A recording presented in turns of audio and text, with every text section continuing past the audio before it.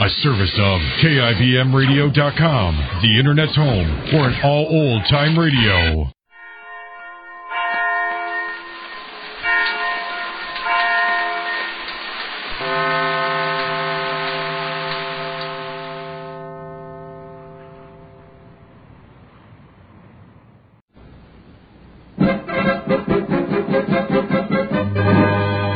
Jerry of the Circus.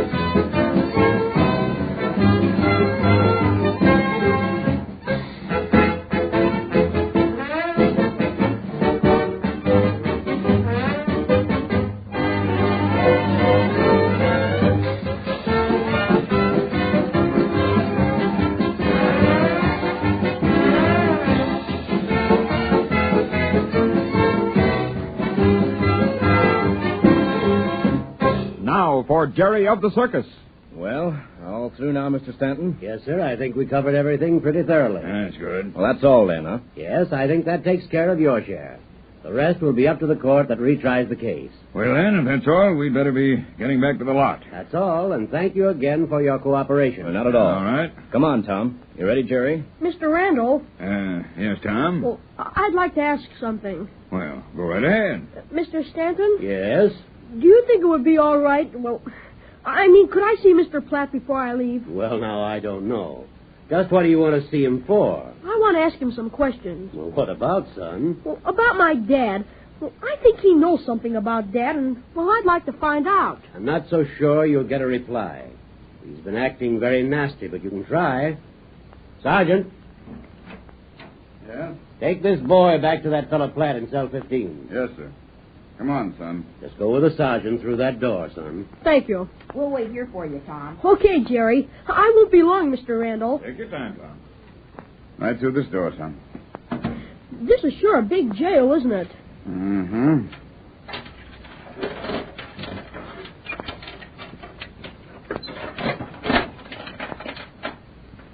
Why do you lock that door behind us? Got to, son. Unless that door is locked in back of us, I can't open this next one here. Oh. Here we are. Platt's in the third cell on the right. You can talk to him through the bars. I'll wait here for you. Thanks.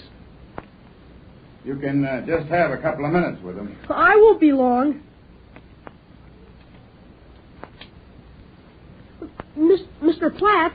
What do you want? It's Tom, Mr. Platt. Well, you heard me. What do you want? Please, Mr. Platt, won't you tell me where my father is? I don't know. But you've had letters from him. Go on, beat it. Well, I'm going to Florida, Mr. Platt. Do you think my father is there? Maybe. Well, is he? He might be. But where'll I find him there? Well, that's not such a big place. Look for him. I'm sorry, Mr. Platt. I mean that... Shut up. Go on now and beat it. Come on, lad. No use talking to him. Okay. Goodbye, Mr. Platt. Beat it. Not much use trying to get anything out of that man.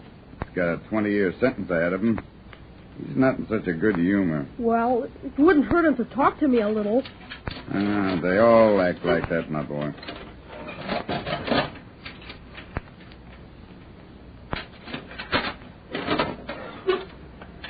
This is the first time I've ever been in a jail. Let's hope it's the last time for you. Yeah. Jail's a good place to stay out of. It's too bad Platt was so mean. Did you see him, Tom? Uh-huh. Did you get any questions answered? Yeah, but he was awful mean. Well, I expected as much. You ready now? Yes, thank you, sir. It's all right, son. Goodbye. Goodbye. Goodbye, Mr. Randall. Goodbye, Mr. Stanton. Goodbye, Jason. Bye. Good luck, boys. Well, come on, boys. Should we walk back to the grounds? Well, I haven't got much time. We'll have to hurry, 'cause I got to get a lot of vegetables ready for salads. I think we better take a cab. Oh, there's one, Mr. Randall. Let me call him. Oh, go ahead, Jerry. Taxi. Oh, taxi. Yes, sir. Yes, to the circus ground. Yes, sir.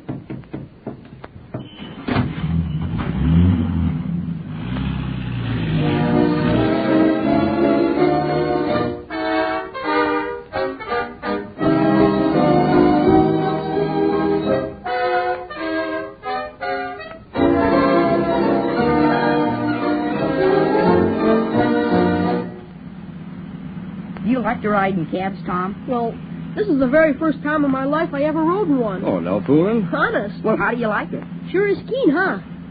What did you ask Platt, Tom? Well, I wanted to know where my father was. Wouldn't he tell you? No, sir. That is, not exactly. What do you mean? Well, I asked him if Dad was in Fordham, and he said maybe. Well, I guess you'll find him there all right. Well, let's hope so anyway. I asked Mr. Platt where Dad was in Fordham, and he said to look for him. Well, I think from that remark you can be sure your father is there. Sure, you'll find him. Don't worry, Tom. He didn't want to talk, did he? I mean, Mr. Platt. No, he acted awful mean. I guess he's thinking of the years ahead of him in the penitentiary. Not a very happy outlook for him. Well, he's got it coming to him. Yeah, you bet he has. Do you think Spike will join up with the circus again when he gets out of jail? Well, he might. He told you he would, didn't he? Uh-huh. He told me that he thought circus folks were the grandest people in the world. I think so, too. Well, that's not far wrong. They're a pretty regular lot. Hey, look they're the grounds already. So soon? Uh-huh. Say, driver. Yes, sir. You better turn right at the next corner and go around to the back of the lot. Yes, sir. Why did you tell him to do that, Mr. Randall? Well, Tom here has to get to work, and that'll let us out just about the mess tent. That's right. Thanks, Mr. Randall. I don't want Leo to get mad at me. Oh, he wouldn't say anything if you were a few minutes late now. You don't want to take any chances, though, do you, Tom? No, sir. Okay, boys, here we are. Hop out. I sure got a kick out of that ride. Yeah, here you are, driver. Thank you. Gee, here we are right in front of the mess tent. Come on, Tom. Let's get to work. Okay. All right, you boys go ahead. I want to talk to Jason here. See you later. All right, Mr. Randall. And if you see Bumps, would you mind telling him I'm in the mess tent with Tom? All right, Jerry. See you later, boys. Bye, Okay, Jason. goodbye, Jason. I guess I'd better get to work on cleaning those things for the salad, or I'll be late. I'll help you. Where are they? Right in here. See over there in the corner? Oh, you mean that big pile of carrots and celery? Uh-huh.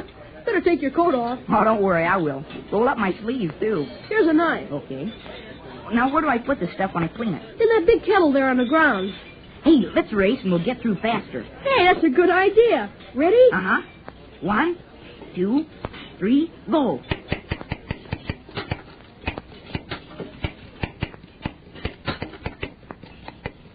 Hey, don't go so fast. You'll cut yourself. I'm watching, don't you worry.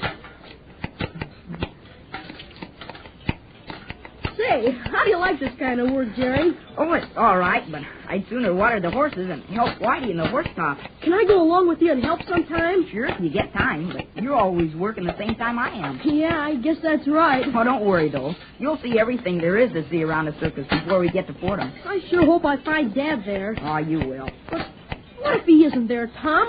What'll I do then? Well, now listen. Don't even think about it until we get to Fordham.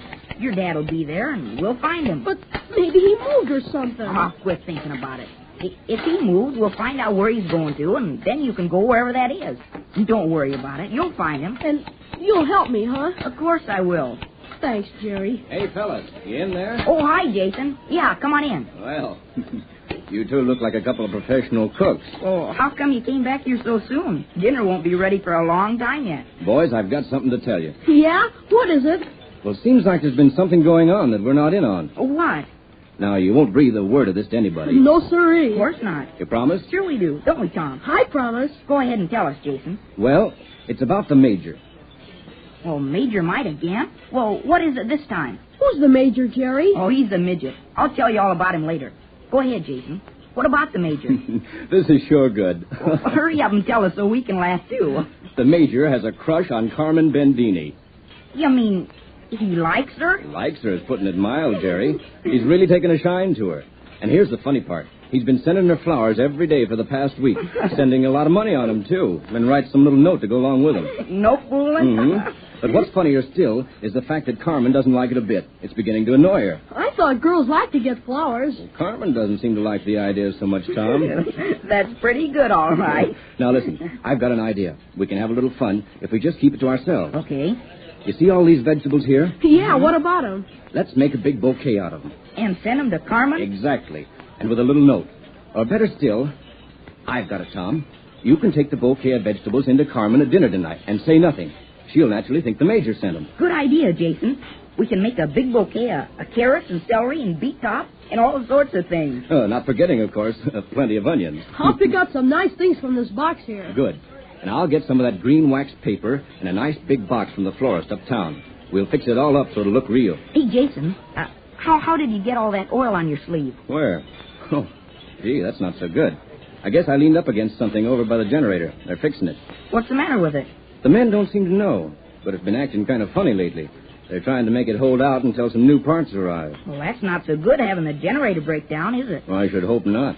If that generator goes bad during the night show, it would throw the whole circus into darkness. Gee, that'd be awful. Especially while your act is on, huh, Jason? It wouldn't be so good, being in that steel cage with all my cats and not being able to see where each one is. Would they jump on you? No telling what they'd do, Tom.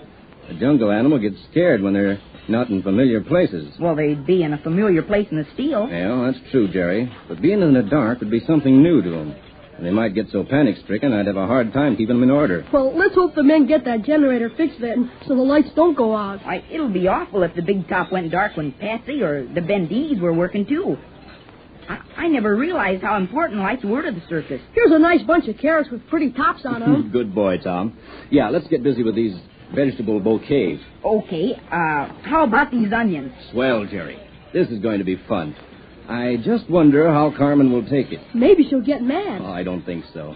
But she'll most likely try to make the Major think she's mad. You don't think Tom will get in trouble taking the box into Carmen at dinner, do you, Jason? No, of course not. But we've got to remember this. Neither one of us is to tell on the other, no matter what happens. Is that a bargain? The secret three, huh? Oh, that's it exactly. Now, you boys go ahead with the bouquet. Make it a big one. Use every kind of vegetable you can think of. I'll be back in time to put the finishing touches on it and pack it nicely in a box. Okay, we'll be waiting for you. Hurry up, Jason. Yeah, I will. I'll be back in a few minutes. Now, not a word to anybody. All right, sure. He sure is a lot of fun, isn't he? Sure is. But the fun will start when Carmen gets a big bunch of vegetables at dinner in front of the whole troop. I wonder what you'll say. I wonder what the Major will say when she accuses him of sending them to her. Oh, boy.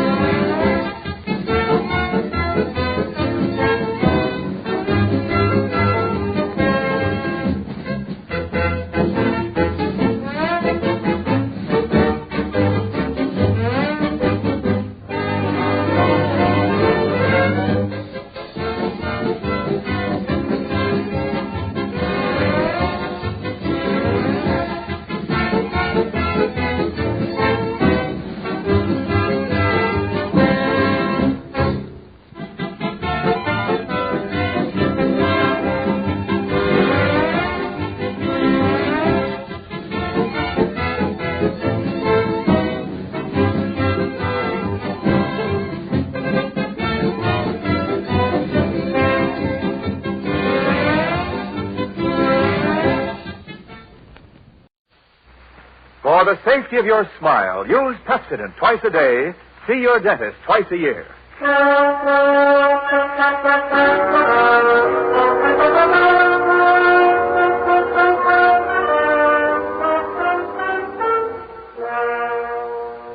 Lever Brothers Company presents the Pepsodent program, The Adventures of Philip Marlowe, starring Van Heflin.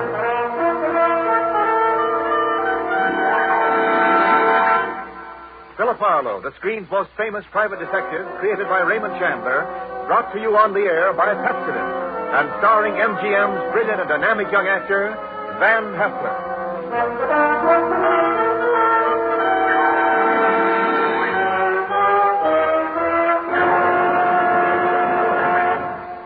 Now, families all over America have named their favorite toothpaste. New Pepsodent with Irium. New, fresh-tasting Pepsodent with a new, cool, minty flavor. Yes, in a recent test, new Pepsodent was preferred 3-to-1 over any other toothpaste. It's true. With families all over America, new Pepsodent is the favorite, 3-to-1. Families from coast to coast recently compared new Pepsodent with the toothpaste they were using at home. They preferred new Pepsodent by an overwhelming average of 3-to-1 over any other brand they tried.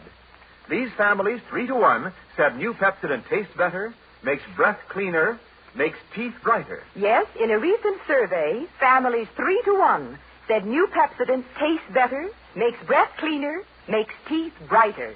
Get new Pepsodent toothpaste for your family right away. Now, The Adventures of Philip Marlowe, starring Van Heflin.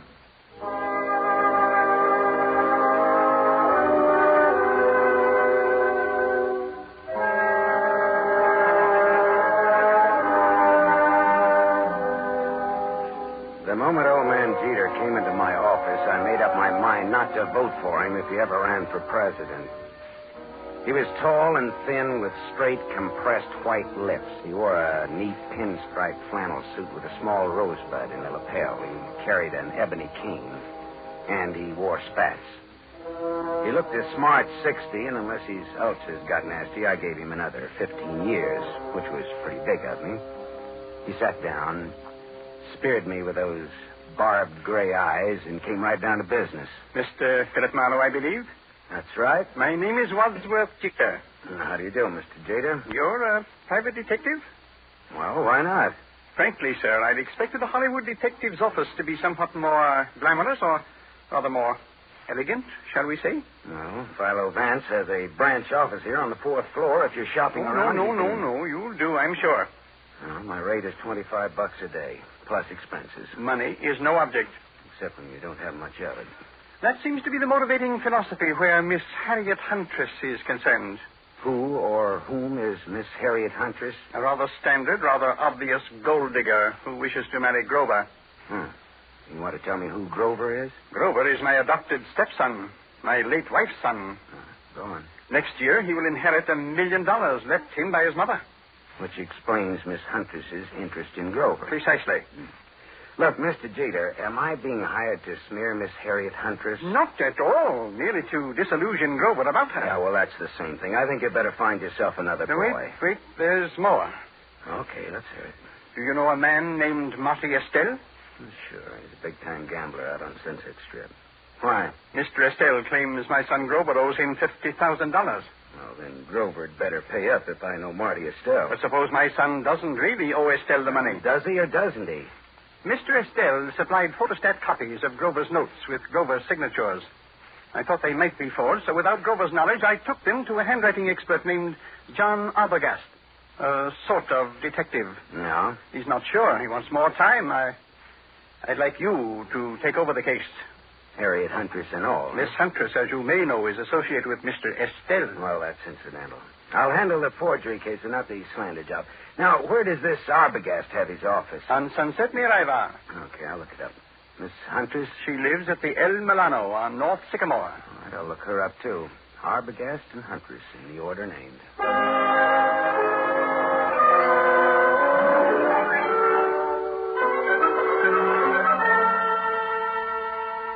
There was no snooty secretary to prevent me from walking right into John D. Arbogast's extremely fat presence on Sunset near Ivar.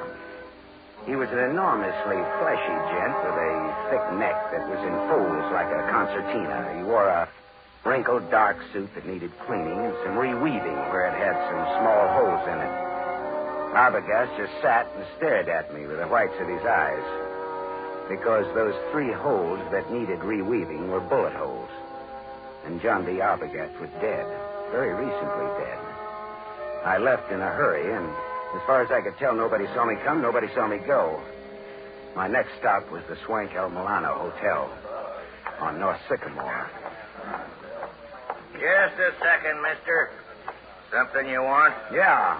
Who are you? I'm the house detective. Well, I'm looking for a Miss Harriet Huntress. Miss Huntress ain't seeing anyone. You can tell her it's Marty Estelle. Are you Marty Estelle? I'm from him. That's different, ain't it? That's none of your business, is it?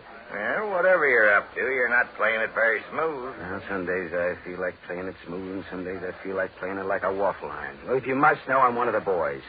Philip Marlowe, private eye. Here, it's my card. Well, that's another story. I'll phone up to Miss Hunter. Yeah, say I'm from Marty Estelle, and make it convincing, huh? How much convincing? Oh, well, how much do those cigars you're smoking cost you? $22.50, box of 50. That much convincing. Well, that's cute. You and me are going to get along. I'll phone Miss Huntress, but you go right on up. Room 814. I just know it'll be all right.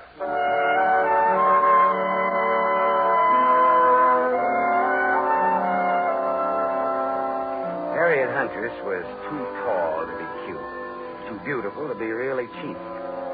Her green eyes were wide set, and there was plenty of thinking room between them. Her hair was a dusky red, like fire seen through a haze. The green eyes were that much green ice that she sized me up in the doorway.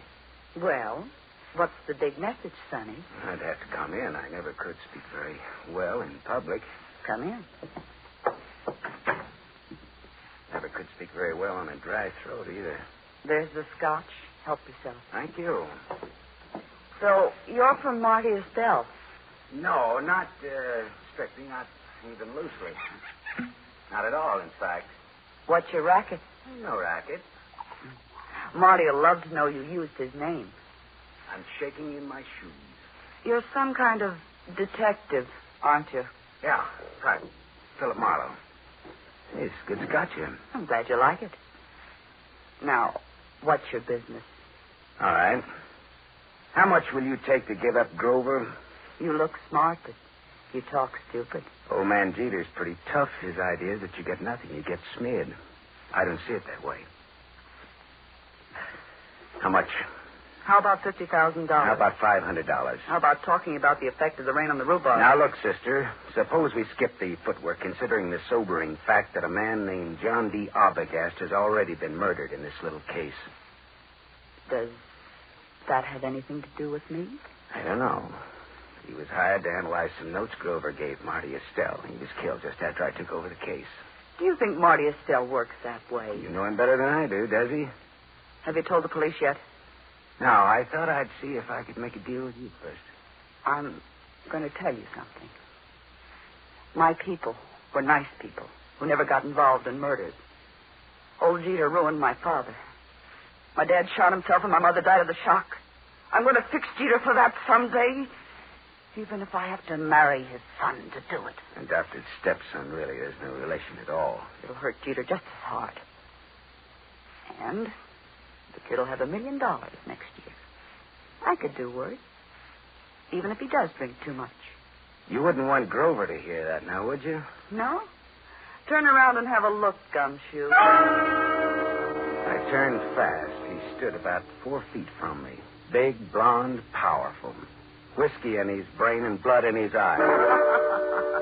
I can say anything I want around Grover. It's all right with him. Isn't it, Grover? That's right, Harry. He's trying to break us up, Grover. What do you think of that? I think maybe I better break him up. That's what I think of that. She laughed, and that made me mad. I turned to glower at her. It was a dirty look. It was the look of the month. That was a mistake. The big guy hit me.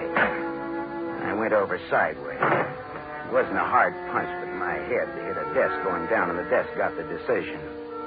It gets dark fast in Southern California, but seldom that fast.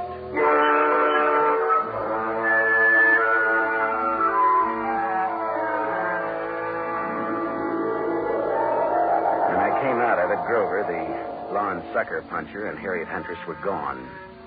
But the bottle of scotch was still there, so I took that for a souvenir and stuffed it in my pocket and floated down the elevator into the street.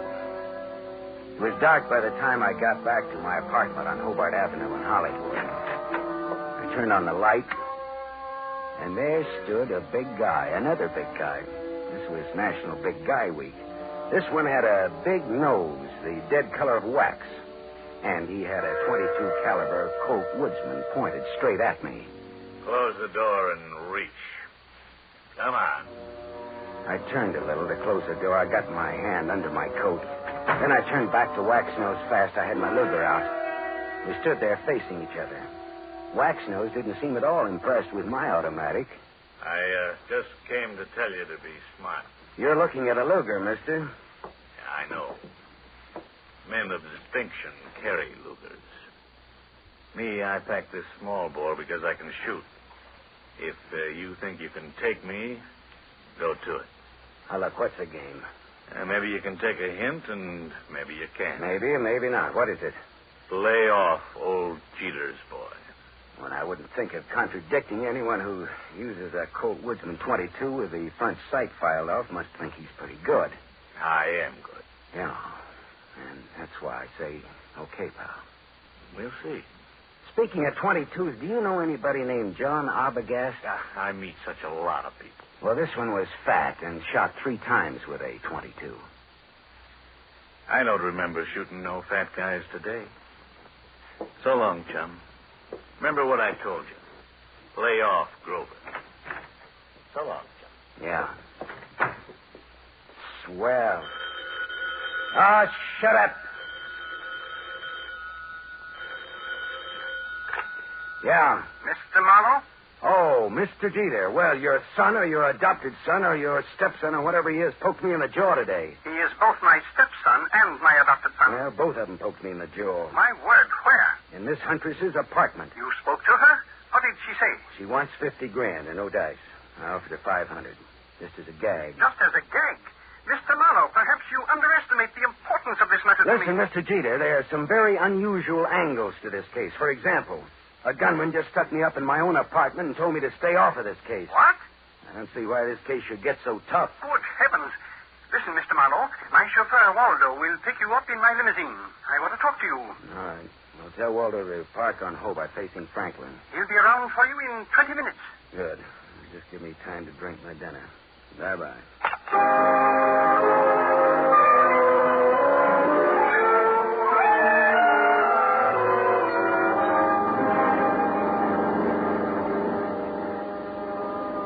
Sat next to Waldo, the chauffeur, as he tooled the big Jeter limousine through Hollywood, along the glitter of the Sunset Strip, out past Beverly Hills toward Bel Air. At Cavello Drive, we swung left for a couple of 100 yards, then left again, aiming for a driveway flanked by 12-foot wrought iron gates. Then something happened. Someone was standing in the glare of our headlights. Waldo swore and slammed on the brake shell. You stupid! Go and get out of the driveway! The man stepped toward us. In the next minute, there was that same Colt .22 staring into my face again. All right, this is a heist. Get out of the car, both of you. Look, Wax-Nose, haven't you had enough fun for one night? Buzz off, bum. Shut up and get out. I'd have to think some more on that, Buster. I'm warning you. I'll let you have it. Don't be a goon, you go. All right, you asked for it. Hey! Hold. You shot the guy. Yeah. I shot him. It was this. All in fun. Yeah, some fun. It did the work. Jeter's house is right ahead. You sound as if you just shot a nickel in a pinball machine instead of a man. Now listen, turn off those lights and let's get out of here, but fast.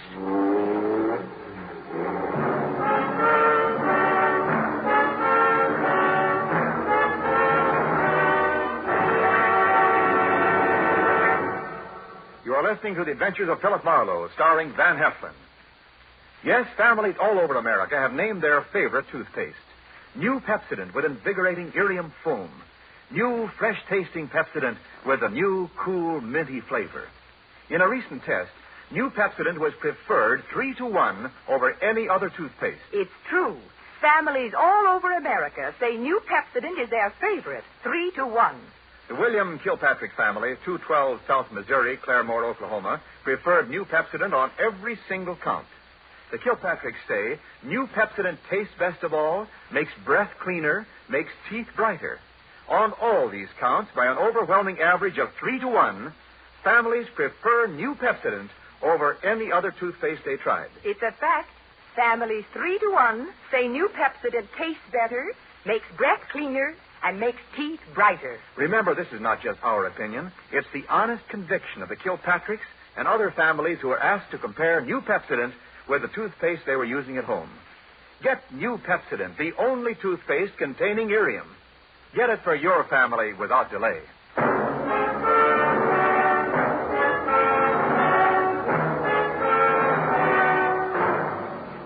We continue with the adventures of Philip Marlowe, starring Van Heflin, who appears by arrangement with Metro-Goldwyn-Mayer, producers of The Romance of Rosie Ridge, starring Van Johnson.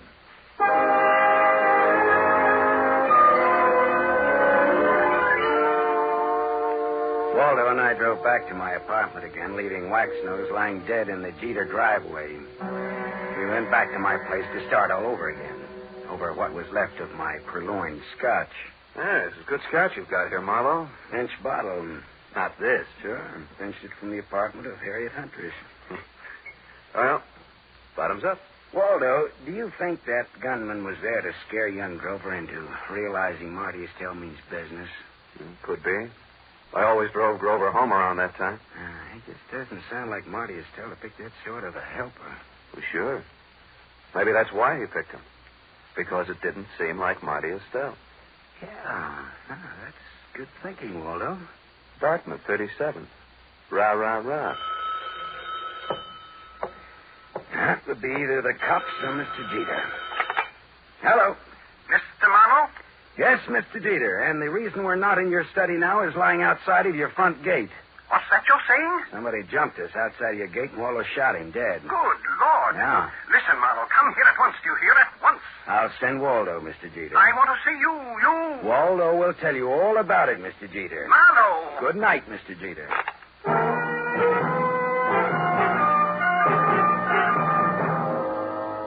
After Waldo, the chauffeur, had left, I went back to the El Milano Hotel. Hawkins, the house stick, was all smiles and open palms. I placed no confidence in his smile and a $20 bill in his palm. Harriet Huntress again? What's the matter? Just take me up to her apartment, that's all, huh? Sure. Right this way, fella. Hawkins took me to the 8th floor, room 814, and opened the door. There was someone in the room, waiting. Here's company for you, Mr. Estelle. Beat it, Hawkins. Yeah, this is the guy I was telling you about, Mr. Estelle. Come in earlier today. Said he was from you. Beat it, I said. Oh, sure. Come on in, Marlowe. I came to see Miss Huntress, not you, Estelle. Well, first of all, Harriet's not home. I came to tell her what happened outside of Jeter's gate. So you keep informed. I can't wait for her any longer. Got to get back to the casino. Now then, what did you come back for, Marlowe? I'm looking for the Jeter boy. After what happened to him tonight, you need somebody to walk behind him. You think I play games like that? All I know is we were shot at. I asked you a question. I answered it to the best of my knowledge. What knowledge, for example? Well, for example, you hold $50,000 worth of Grover's notes for gambling debts. I've got $50,000 invested in the kid. Would I be likely to bump him off? That makes sense, all right. I always make sense. Bully for you. And when I have $50,000 invested in a guy, I'm apt to find out all about him. Like about old Jeter hiring a man named Arbogast to work for him. Arbogast was shot today. You know it. I know because I had you followed. You didn't tell the law, Marlowe. That could be very hard on you. Well, it could. Does that make you and me friends? A little blackmail, huh? Not much. We'll call it tattletale grail mail. From now on, do you stop bothering Miss Huntress? Okay, you win, Marty. Swell. That's all. I've got to go. Well, I'll just wait around for a bit, okay? Well, Harriet's scotch is in that cabinet there. Thanks. I'll roll up my pants and go waiting in it. You know, Marlowe, I like you. You're cute. So long, Shaman.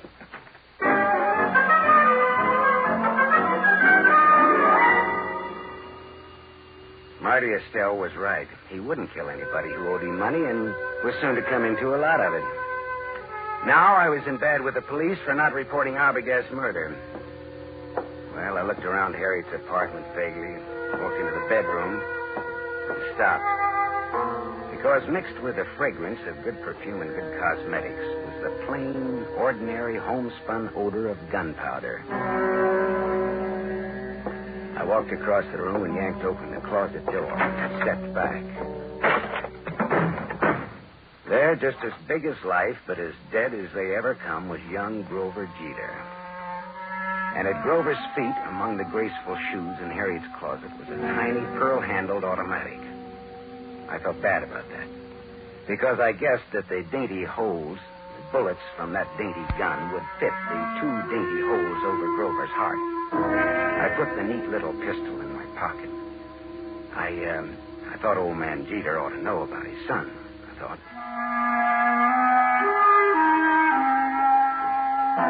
I didn't expect to find Waldo, the chauffeur, and Harriet Huntress with old Jeter in Jeter's big study, but there they were. Why, Mr. Marlowe, I'd about given up hoping to see you tonight. Well, I changed my mind about coming out again, Mr. Jeter. Oh, Waldo? Hi, Marlowe. Didn't expect to see you here, Miss Huntress. Didn't you? Did you expect to see me here? Never mind that, Marlowe. I want to know where my son is. What do you mean, Mr. Jeter? He's missing. That's what I mean. Oh. He's missing, and no one knows where he is. I know. Eh? What's that? Where, Marlowe? Miss Huntress, where did you and Grover go after Grover took that sucker punch at me in your apartment? We went out together in a taxi. During the ride, I had a change of heart. I didn't want Grover or Grover's money. I told Grover to find another playmate, and I got out in Beverly Hills. Grover went on in the taxi. And where did you go? Back to my apartment. Later, I got out my car to come down here and tell Mr. Jeter I decided to forget the whole thing. And for him to call off his dime novel, Sleuth. A dime will no longer buy a novel of any description, but that is beside the point. You said you knew where Grover is. That's not beside the point, is it, Mr. Marlowe? He's back in Harriet's apartment. Well, I didn't let him in. How on earth could he? Hawkins, your house detective, let him in. The last I saw of Grover, he was dead. Oh, what? What's that? Dead. Dead, shot with a small caliber gun. I can't believe it. I can't. It's... Grover dead? Miss Huntress, this .25 caliber pistol was on the floor at Grover's feet. Here, take it. Look it over, will you? It's mine. You murderess. I'm not. You cold-blooded murderess. Oh, stop that! Stop it, both of you. It could have been suicide. Suicide? Well, yes, that's a possibility, of course. I see you like that idea, Jeter. But it wasn't suicide. Then she did it. The murderess, the scheming, contemptible... It was murder, and it's fairly obvious who did it, Jeter. Eh? Marty Estelle is my guess. Well, guess again, Waldo. Estelle had $50,000 invested in Grover. He wouldn't kill a golden goose like that. And Waxnose didn't do it because he was dead, thanks to Waldo here. That leaves her. She did it. There had to be a motive and an opportunity. Well, it was her apartment, after all. Correct, Waldo. But Grover was Jeter's adopted stepson. Oh, like a real son he was to me. A real son. Yeah. But did you lovely people know that in the state of California, a man can inherit from an adopted son who has money and who gets dead? Did you know that, Mr. Jeter? Why, what do you mean? Your inheriting Grover's $1 million would be a motive for killing him, wouldn't it? Mr. Marlowe. That was the motive, Jeter, and it was Waldo's job to find the opportunity to murder Grover for you. All right, Marlowe. That'll be all for you. Well, Waldo, the Dartmouth gun fanner. Huh? Drop that gun, Waldo. Shut up. I said drop it. Drop it. Hey, that's nice shooting, Harriet. My hand. Well, Papu put a little Band-Aid on for you, Waldo. Waldo, you could have gotten into my apartment wearing that chauffeur's uniform. You could have gone in through the garage entrance and up the back way. Sure.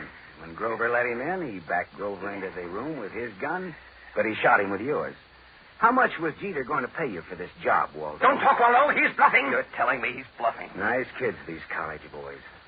Tell me, was it Dartmouth or Dannemora, Waldo? Shut up, copper. You killed John Arbogast to throw suspicion on Marty Estelle. Then you hired Waxnose to fake a holdup on Grover. Why? Again to throw suspicion on Marty Estelle. To make it look as though Estelle was trying to scare Grover into paying his gambling debts. If I hired Waxnose, why would I have shot him tonight? Because you like to kill people, Waldo. When I was brought out here tonight, Waxnose thought I was Grover in the car. He began to fake his holdup. But you just couldn't resist taking one of your snappy snapshots at Waxnose, could you, Waldo? Shut up. Could you? Next, Mr. Wadsworth Jeter. Look here, Marlowe. You can't accuse me of... Doctor. He's sick. Call a doctor. It's his heart. If Jeter dies, it's your fault, Marlowe. Okay, Waldo. Tell you what I'll do, Waldo. If Jeter dies, he doesn't have to pay me my fee. We're even. Okay, Waldo? Harriet Angel, listen, go call the doctor. And while you're there, call the law, huh?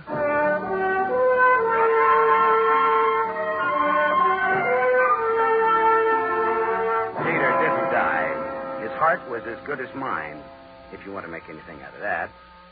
The law had Jeter and Waldo cold, and I mean cold. Me?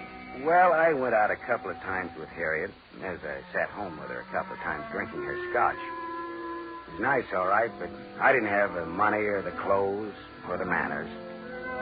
Still, I was sorry when she went to New York to live. She had absolutely the best scotch I ever tasted.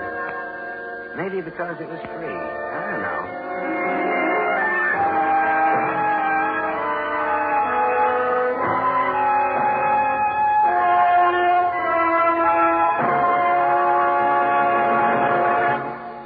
You have just heard Van Heflin, starring in the mystery series Raymond Chandler's The Adventures of Philip Marlowe, brought to you by the Lever Brothers Company, makers of Pepsodent. Van Heflin will return in just a moment. Have you tasted the new Pepsodent toothpaste? Its lingering, minty flavor is so fresh and inviting, families prefer it by an overwhelming average of 3-to-1 over any other toothpaste they tried.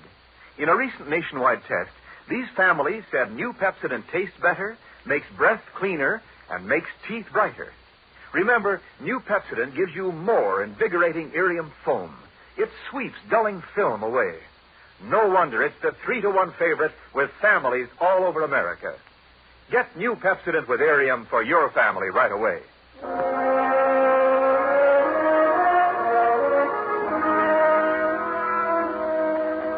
Now, here is our star, Van Heflin.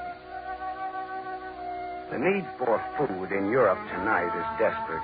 Starvation faces a multitude of our fellow men. There's a way you can help. For $10, a package containing 21.5 pounds of food will be sent for you to a friend or a relative or any member of an organization you designate in Europe. Or simply say to a little French girl or to a Belgian war widow. Your order will be strictly respected, and you'll receive a signed receipt from the person who received your gift. Send $10 now. Send all you can. Send your $10 to CARE. C-A-R-E. CARE, New York. Help keep America the hope of the world.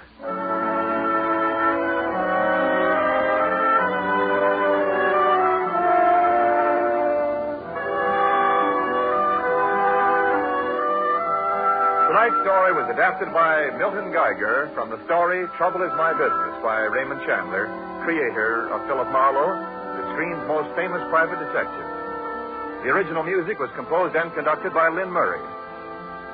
This is Wendell Niles inviting you to listen again next week at this same time to another exciting mystery on the adventures of Philip Marlowe, starring Van Heflin with a distinguished cast.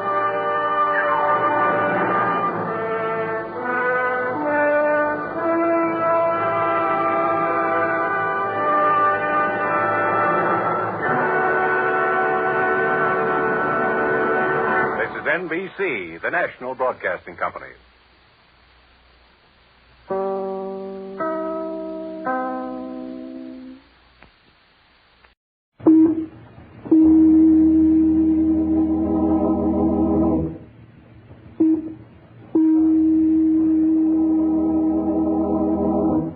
Washington, calling David Harding, Counterspy.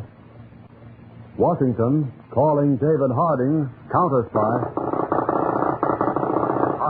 Counterspy, calling Washington.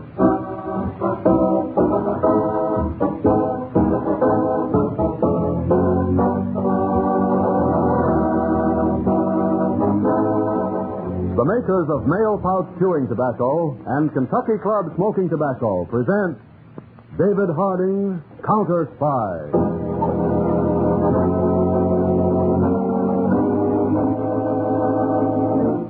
In Washington, a very prominent bachelor by the name of Harold R. Blake stood in the center of his expensive apartment. The time, 11:25 at night. A dim light burned on a small ebony side table. Mr. Blake stood there. His face was ashen white. Great beads of perspiration stood out on his forehead. Go on. Pull the trigger, you coward. You've betrayed your country. Go on. Go on.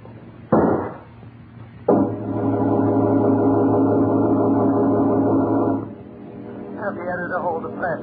Harold R. Blake has just committed suicide in his living room. He left a note saying it was because of ill health.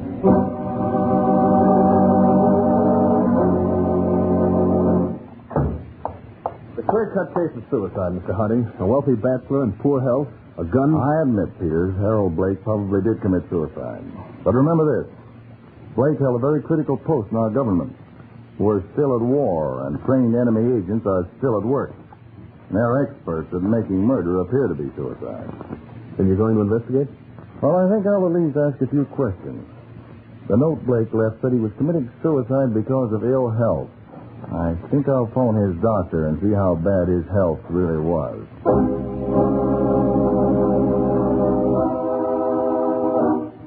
You would know, Dr. Wolf, if Mr. Blake was in poor health. Mr. Harding, I was shocked at Mr. Blake's suicide. From everything I know, he was in perfect health. Thank you, Doctor. That's all I wanted to know. Goodbye. Peters, I think I'll go over to Mr. Blake's bank and see if his finances were worrying him.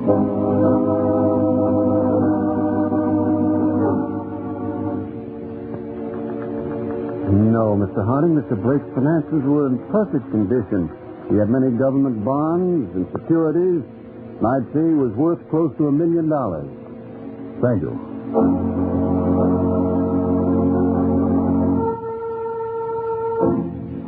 Peters, when a man commits suicide, it isn't his health and it isn't finances. Look for the woman. Exactly. That's just what I want you to do, Peters. Pick 6 men and turn the city of Washington inside out. But find out what woman Harold Blake paid special attention to.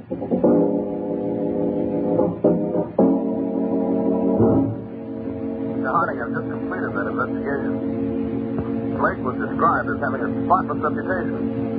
Genial, sociable, friendly, but never escorted any particular woman. All right, Peters. That ends that lead. But meet me later. I'm going to take a long chance now. This is the accounting firm which Blake employed to handle his books.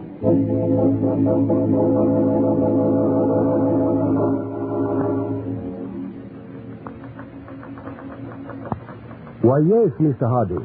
We have been the accountants for Mr. Blake's firm for 11 years. Uh-huh. Well, Mr. Stanton, I want you to go to Mr. Blake's office and get his office pad of appointments for the past year. Note especially on the list lapses of time. Then compare those dates with his personal checks. I want to know what personal checks were made out during those periods of absences. This should tell us where Mr. Blake was during those absences.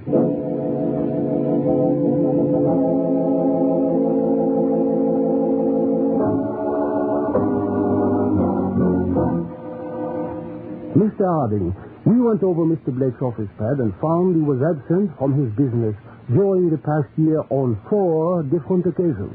A week at each time. Good. Now, during those absences, did he make out any personal checks? Yes, he did. His first absence corresponds with the check he made out at the Saratoga Hotel, Saratoga Springs. During Mr. Blake's second absence, he made out several checks at the clubhouse, Pine Hill, South Carolina. Uh-huh. This third check, it was made out at the Hampton Towers Hotel, Atlanta, Georgia. Mm-hmm. The cashing of those personal checks certainly shows where he spent his time when he was absent in his office. Thank you.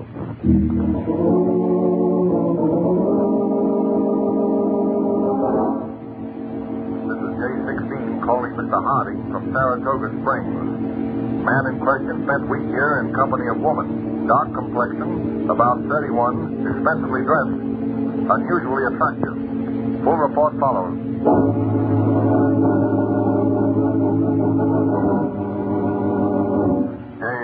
Reporting Mr. Harding from Pine Hill, South Carolina. Man in question stayed here accompanied by unknown woman in early 30s. Dark, very attractive, expensively dressed. Report follows.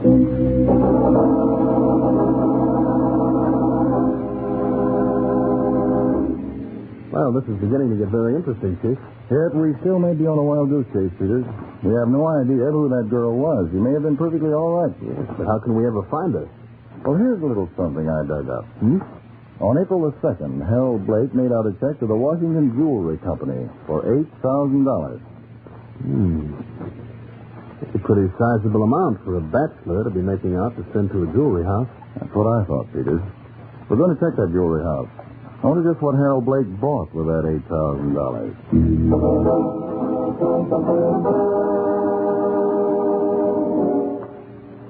J11, Mr. Harding. Mr. Blake bought a solitaire diamond ring, 10 1/2 carat, platinum setting. Woman's ring.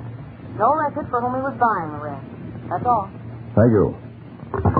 Well, Peters, now we know Mr. Blake bought a ring for some woman. But who's the woman? Where is she? That's a tough question, Chief. Well, let's put 2 and 2 together and try to make 5. An $8,000 ring. That's an expensive ring. Check all insurance companies, Peters, and see if within a few days after April the 2nd, any woman insured a ring for approximately $8,000.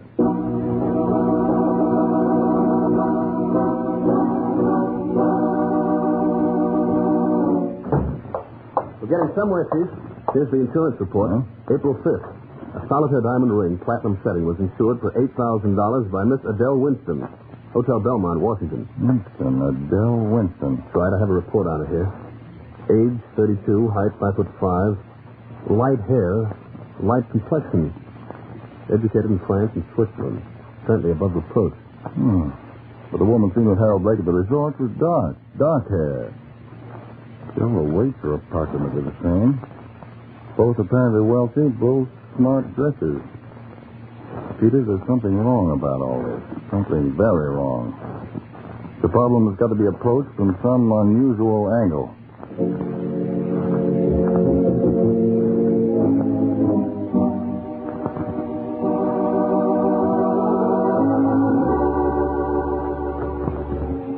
Oh, you have a very beautiful apartment here, Colonel. Oh, thank you, Mr. Harding. Well, Colonel, I'm here to make a very unusual request. You knew Harold Blake personally, didn't you? Oh, yes. Was his suicide a bona fide suicide, Mr. Harding? To be perfectly candid, Colonel Higgins, I don't know. And that's why I've come to you. I need the aid of a citizen, Colonel, who has a very important governmental responsibility. You're 48? That's correct. A bachelor. A confirmed one. Well, you're a very handsome man. Oh, come now. That's very fascinating to women. Oh, now, wait a minute. No, this is serious business, Colonel. As I understand it, when there's to be an invasion of the Pacific Islands, at the very last minute, special carts must be supplied to all freighters, so they'll know the little harbors where they'll have to unload the supplies. Yes, that's correct. And naturally, months beforehand, I have lists of such harbors so those charts can be printed at the last minute. That's why I'm so careful of making new acquaintances. I have a responsibility on you, Colonel. That's just why I've come to you. You happen to know a Miss Adele Winston? No.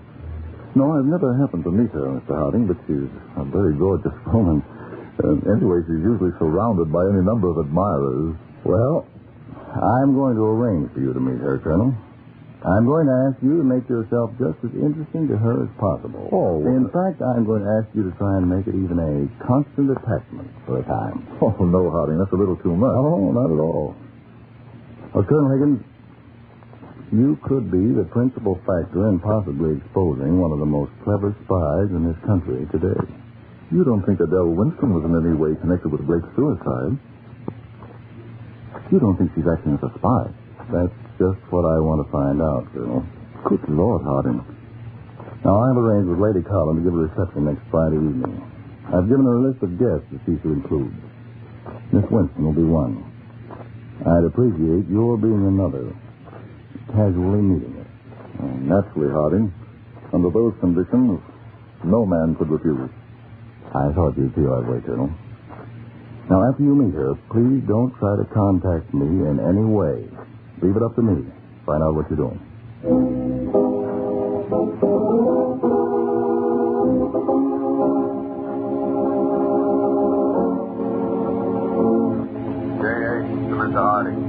March 24th, 7:35 p.m., Colonel Higgins boarded train at Washington. After an hour, was joined by a woman already on train. She's of dark complexion, expensively dressed, very attractive, black hair, height approximately 5 feet 5 inches. Ticket reads Palm Springs. That's all. Strange, Peters. That's not the description of Adele Winston.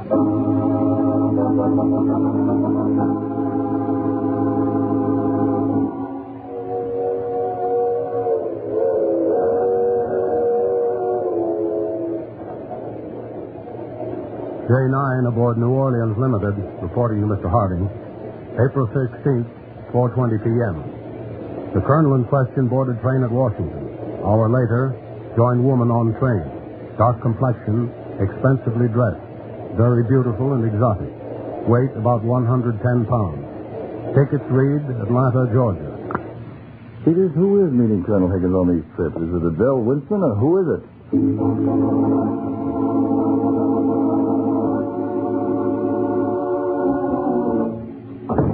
Well, Mr. Harding, I've got the facts on that girl who's been meeting Colonel Higgins. Good, Peters. What'd you find out? You were right, sir. After the girl got off the train with the colonel, I went into a compartment. There were unmistakable signs of dark-colored face powder. There were also traces both of blonde hair and black hair. The black hair had definitely come out of a wig. Apparently, the girl must board the train, get a compartment, and change her appearance before she comes out and meets the colonel. Yeah. And it is Adele Winston, because he's been absent from Washington at the same time as the colonel has. Probably, as he explained to the colonel, that because of her prominent standing, she must disguise herself. And this Adele Winston must have been the mysterious woman with whom Harold Blake went off on trips before he was murdered. Without a doubt. She's connected with his murder in some manner. And now, right now, she and the colonel are down at Virginia Beach. Very much like the Harold Blake setup. That's what I'm afraid of, Peters. And we've got to make sure Colonel Higgins isn't killed the same way.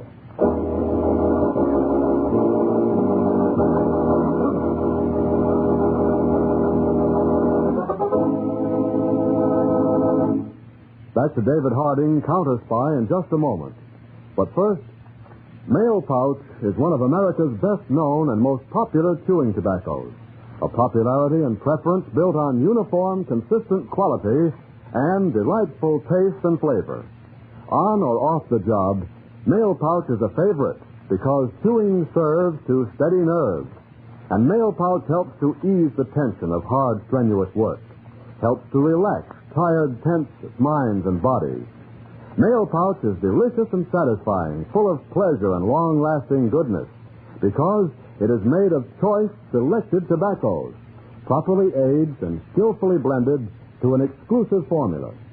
Next time you buy chewing tobacco, buy a supply of Mail Pouch. Treat yourself to the best. Now back to David Harding, Counterspy.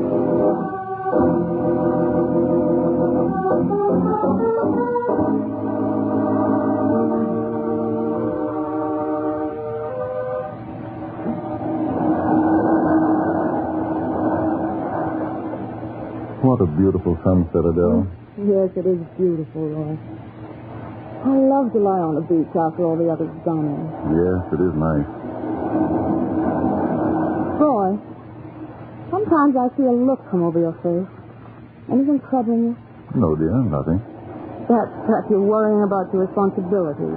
Those charts you have to have made before Japan is invaded. No, I don't think I am. I wish we didn't have to go back to Washington tomorrow. Oh, but we must, though. I've got some important conferences. Well, here, put these in your bag, will you, Adele? I'm afraid I'll lose them in the sand. Well, why bring keys down to the beach? Well, I don't dare leave them in the hotel room. This little flat key. That's quite an odd shape. What did it search? It's the key to the secret cabinet in my library, where I keep the confidential charts. Oh, no, Roy. Don't give me the keys. It's too big a responsibility. All right.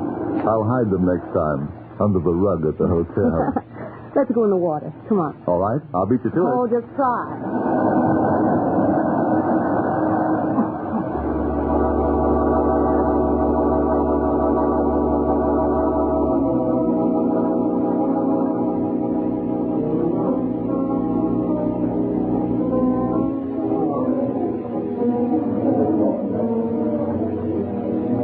looking for you, Harding. Oh, hello, Colonel Higgins. Glad to see you. Sit down. Thank you. I thought it might be better for us to meet openly at the hotel dining room rather than me to go again to your apartment. A good many things have happened since we last talked, Harding. Yes. You have proved yourself a veteran, a trained counterspy agent. Couldn't have done better. Anything the matter, Harding? Well, I think the big moment's here. It's now or never. All right. Just give me your orders. I'd like to have you invite Miss Winston up to your apartment Wednesday night for an informal dinner. Just you two. Well, I'll try. You don't think, do you, Harding, Miss Winston is a spy? Yes, Colonel, I do. But, Harding, I kept the key to my secret file where she could get it. Even called her attention to it. Harding, tell me the truth. You don't think Miss Winston was the girl who was with Blake on those trips before he committed suicide? Yes. His blood is on her hands, Colonel. And she's probably been responsible for the deaths of a dozen other men. Now, Wednesday night after you've had dinner, I wish you'd go with her into your library for coffee. But, under no conditions, Colonel, drink the coffee. I'll casually drop in a little later. You intend to break her Wednesday night? If I can. I hope I can. What's the matter, Colonel? You're white as a sheet. I'm all right. Wait, can I get you something? No? What is it, Colonel? You can tell me. Harding, I've fallen in love with her.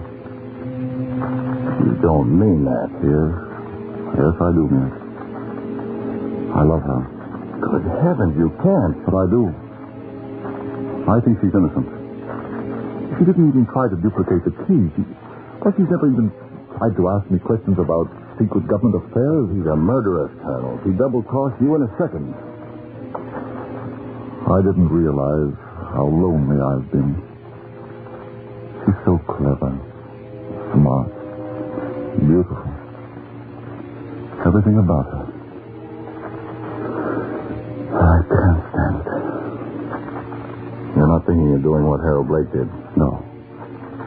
No, not that. I guess I can see it through. I'm sorry, Colonel. Terribly sorry. Well, I guess there's no more to be said. You'll go through with it tomorrow night, as planned. Yes. But remember, do not drink any coffee that's poured. I wish I could say something, Colonel Higgins. I feel for you from the bottom of my heart. But this is bigger than you or me, I know. But still, I think she's innocent.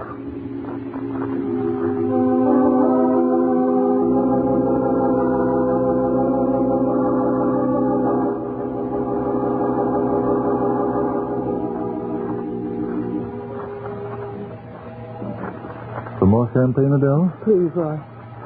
That's a stunning evening, darling. Very flattering. Thank you, Roy. More champagne for you, sir. Oh, yes. And James. Yes, sir. Miss Adele and I will have our brandy and coffee in the library tonight. Yes, sir. And I'd like to have you remain this evening. Very good, sir. Oh, by the way, Adele, did you ever know Harold Blake? Blake? Oh, wasn't he the man who committed suicide about 4 months ago? Yes. Well, I guess I must have seen him. I don't think I ever met him. An awful thing, wasn't it? Wasn't there some talk that it wasn't suicide? Oh, rumors, I suppose. Oh, like silverware? You caught me looking at it all. Yes, I do like it. You know, I had thought I was perfectly contented. Now it all seems so insignificant. To have something really worthwhile, you've got to have someone to share it with. I've found the same thing too, Roy. Closeness and comradeship mean more than anything.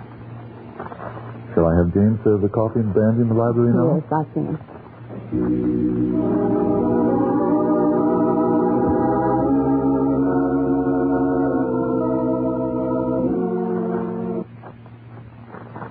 I'd rather sit on the divan with you. Adele, you look like the most sophisticated woman in the world, like one of those gorgeous paintings. And then you'll say something so tender. But a woman should be a mystery to a man.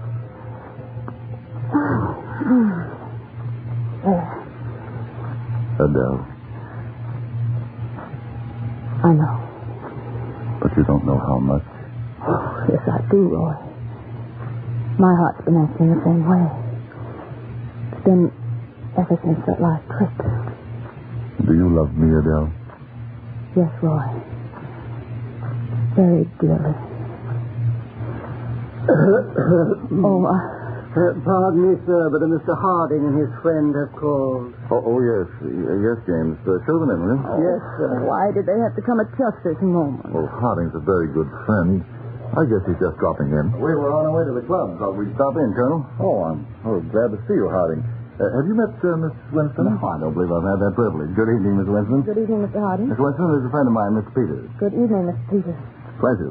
Colonel Higgins Peters. Good evening, Mr. Peters. Won't you join us in brandy and coffee? No, thank you. Well, sit down, gentlemen. Make yourselves comfortable. Thank you. Well, while you men chat, I think I'll go and freshen up a bit. Well, we'll miss you. You men stay here and talk. I'll be back in just a few moments. Harding, it can't be true. That woman is innocent. Colonel Higgins, ordinarily I wouldn't operate this way. But I owe it to you. Tell me, Harding, tell me. She's really one of your agents working with you. Tell me that you suspected me and really did this so she could check on me.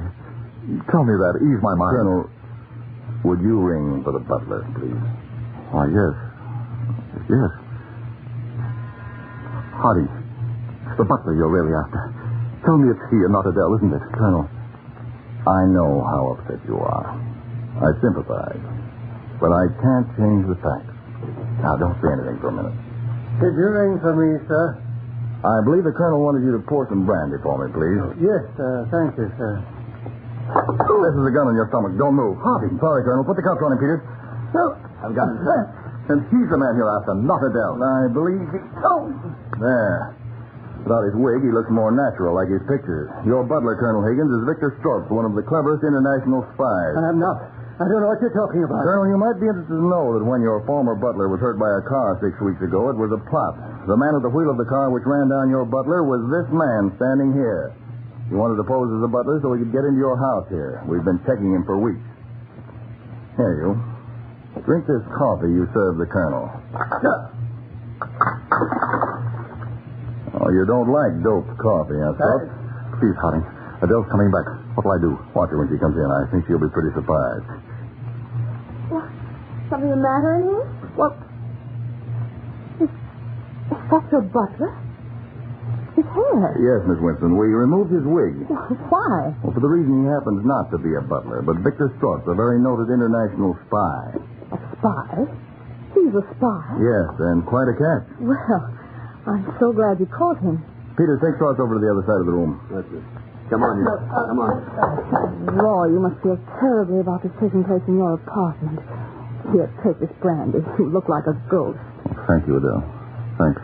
Colonel Higgins, I have a recording I'd like to play for you. Would you mind my using your machine? Why, no. The switch is right on the side of the radio. Thank you. Just a short recording. Well, I feel a little dizzy. I guess I'll sit here by you, Adele. What kind of a record is it, Mr. Harding? What's the purpose of it? Well, I believe it'll be self-explanatory. It was made last night. There. The voices were speaking rather softly at the time, but I'll turn on the full volume so we won't miss anything.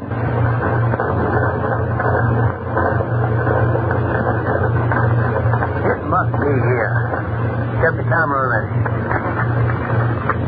No, nothing but personal papers. Colonel told me he kept them in a wall safe in his library. If we don't find them, you'll just have to keep on playing. Oh, that old fool. I want to spit in his face every time I get near him. Well, the plan's out here. We fail tonight. You'll probably put them in here tomorrow night. Oh, I hope tonight would be the last. We must break him and force him to commit suicide the way Blake did. If he won't, we'll poison his coffee. Not so quick. Adele, what are you saying? Fortunately, Colonel Higgins, the plans weren't there. If they had been, you wouldn't be alive tonight. Adele. If they'd gotten them, Adele Winston would have taunted you. She'd have gotten you intoxicated. She'd have told you she'd gotten the plans. You'd be disgraced. she'd have broken your heart, so you'd have done what all the other men have done she's worked on. I would have blasted the stupid dog. Colonel, her real name is Gerda Stenya of Hungary and perhaps of Japan, a paid spy who goes to the highest bidder. And that man, Victor Strauss, is her husband. No. Take them all away, Peter. The other agents are out in the front hall. Let go of me. You can't do this to me. Let go of me. I'm awfully sorry, Colonel. I had to expose the whole plot in front of you, so you'd never have any doubt. I didn't know a person could be hurt quite this much. You may have saved the lives, Colonel, of thousands of our men. I hope so. There have been a lot of people who've given all they had in this war. Hello, Colonel. Through the window. Returned veterans coming down the street. You've done them and men like them a great service, Colonel Higgins. No one will probably ever know about it, but you will. I will. I know. And Harding, I'm glad I was able to help. After all, the war isn't over yet. Every one of us has still got to sacrifice. Some one way, some another. I guess this way is mine.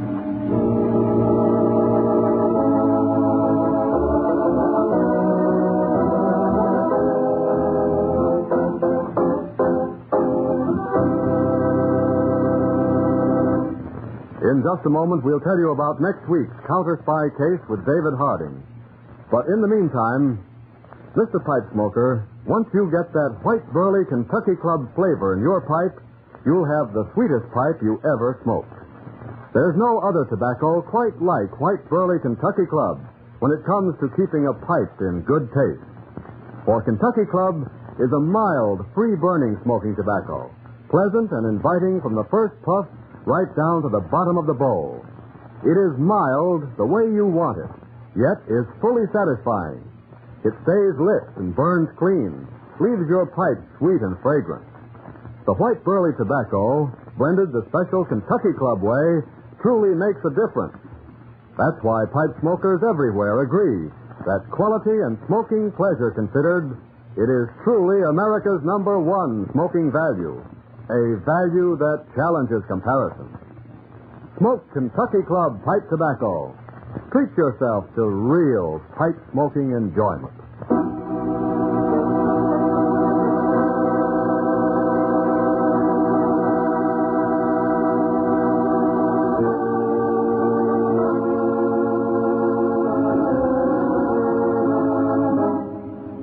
This is David Harding speaking.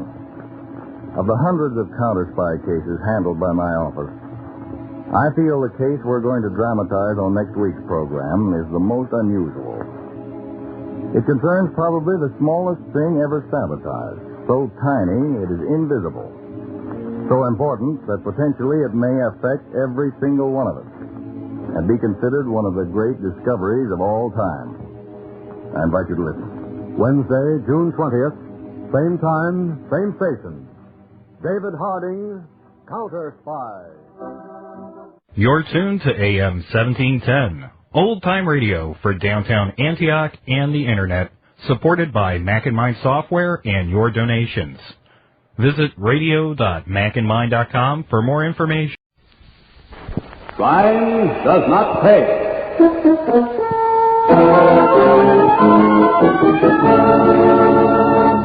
I don't like it, I tell you. I don't like it. Me neither. This ain't no hideout worth the doing.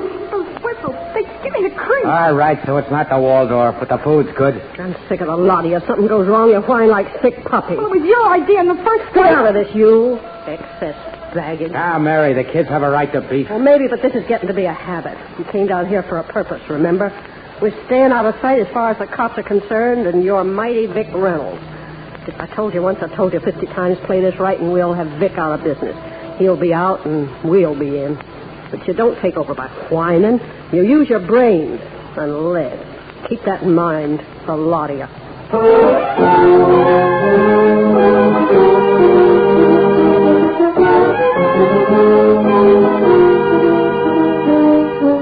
In the interest of good citizenship and law enforcement, we present Crime Does Not Pay, based on the famous Metro-Goldwyn-Mayer series of short subjects. In just a moment, you will hear Female of the Species, starring Mildred Natwick.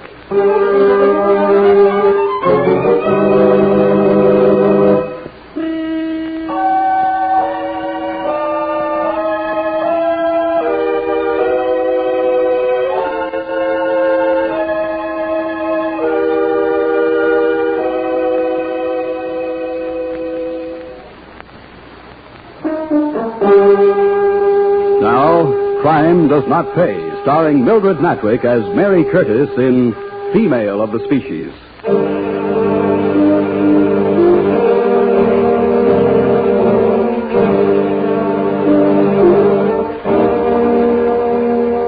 There is no honor among thieves. No one is trusted and no one trusts. When one member of a group steps out of line, the word is passed. Orders are issued from above. The orders are carried out. That was the way it worked for Jeff Curtis. His pal and erstwhile partner, Joe Tasty Martin, received the orders. A few hours later, Tasty and his boys, Rod Coy and Angel Davis, dropped in on Jeff for a somewhat less than social call.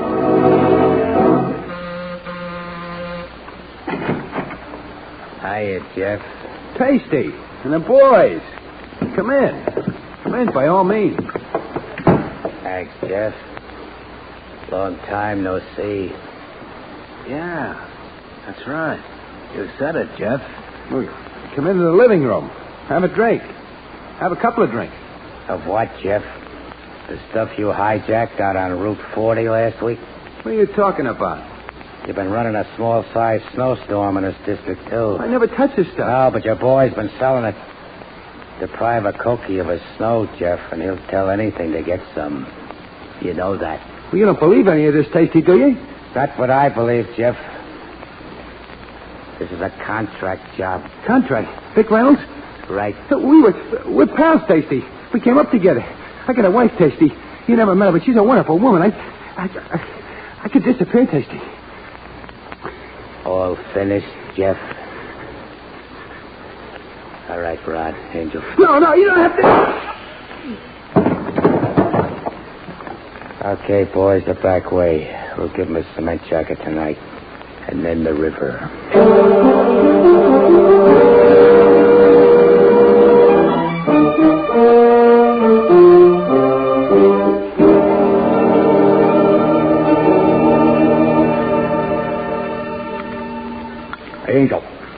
Angel, where'd you find this caviar?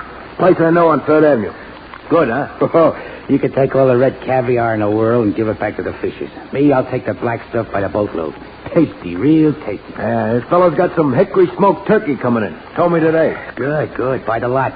Hey, look, maybe if we can get away during the season, we could go out and shoot us some pheasant. I got a recipe for pheasant and wild rice. What do we use, a chopper? Yeah, that's not sporting. For pheasants, you use a shotgun. Okay, I get it. Yeah, Rod? Ain't outside. For Angel? No, you. Me? A looker? Not bad. No showgirl, but not bad. I feel good today. Send her in. I thought maybe you'd want to know her name first.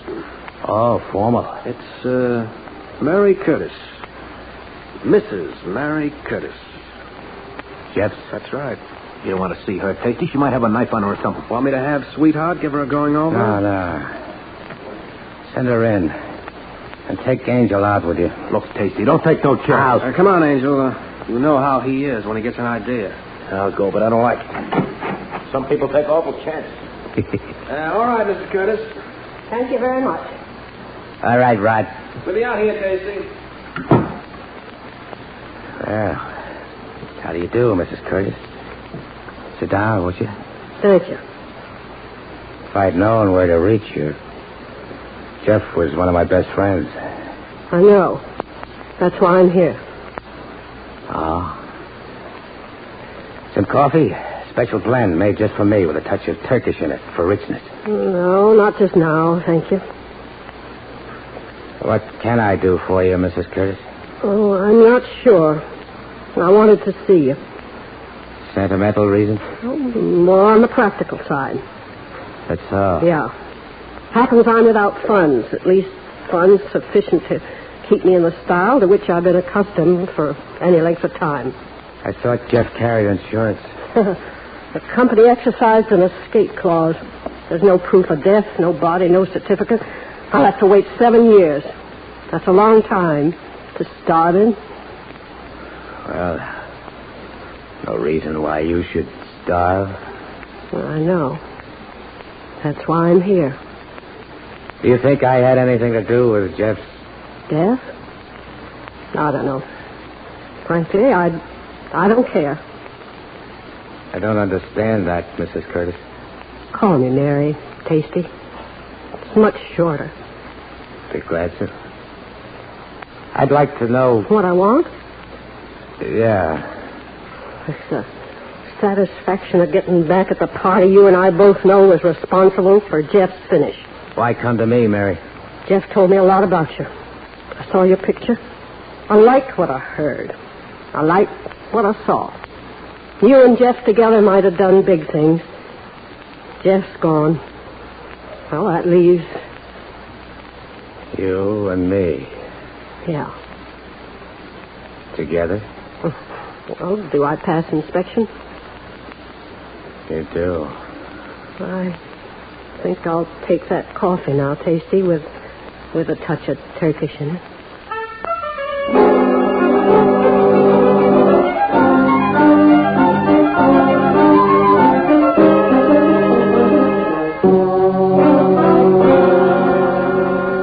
I sent for you, Tasty, for a couple of reasons. You have a phone. Why send the hood? Never mind that. The name's Trigger. That'll do, Trigger. Okay. Yeah, okay. I sent Trigger for you because I wanted you fast, that's all. It don't look right, Vic. You sent Trigger after Muggs. Maybe I had a reason, Tasty. I don't like people get too big for their britches. Look, any time I ever let you down, just let me know. I'm liable to do just that, Tasty. Then we understand each other. I think we do. Yes, I think we do. Look, Tasty, I hear you've taken up with a dame. What if I have? I don't mind dames, you understand, but you sure pick your women close to home. Meaning exactly what? That I admire your taste in food. Look, food and women are my business, Vic. Not when you pick out a dame whose man you took care of for me. Don't you worry about that. First place, Mary hasn't the least idea. Second, we understand each other. It'll be your funeral. I'll go to it. Have it your own way. Second, I've got a job for you. The Porter crowd.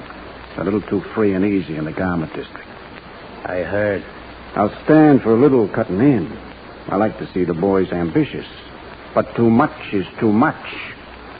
It's time for a spanking. Which one? As many as you can get. Be an object lesson to the others. To a few of the outfits in a couple other cities. When? As soon as possible. Finger man? Trigger here. Okay, I'll contact you, Trigger. 36 hours.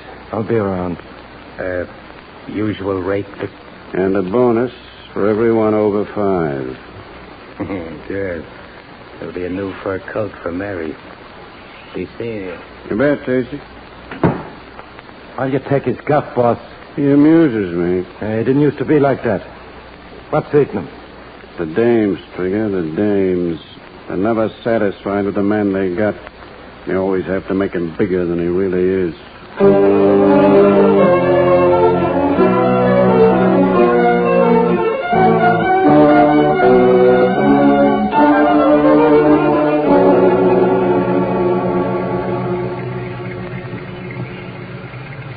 You sure this is the building, Casey? You saw Trigger like I did. Yeah, I saw him. I hope we get away with this one. Yeah, there's too many people around to suit me. That's why it's so pretty. By the time the dummies pick themselves up on the sidewalk, we'll be far away. You in gear, Angel? I'm getting a callus from holding down a clutch pedal. Watch it ride. Here they come. That's Porter in the middle. They look like they had a real successful meeting with whomever they were meeting with. Listen to him, whomever, he says. All right, Rod. Here's where they get it. Hey, look at him hit the side. Like a war move. Get going, Angel. Get going.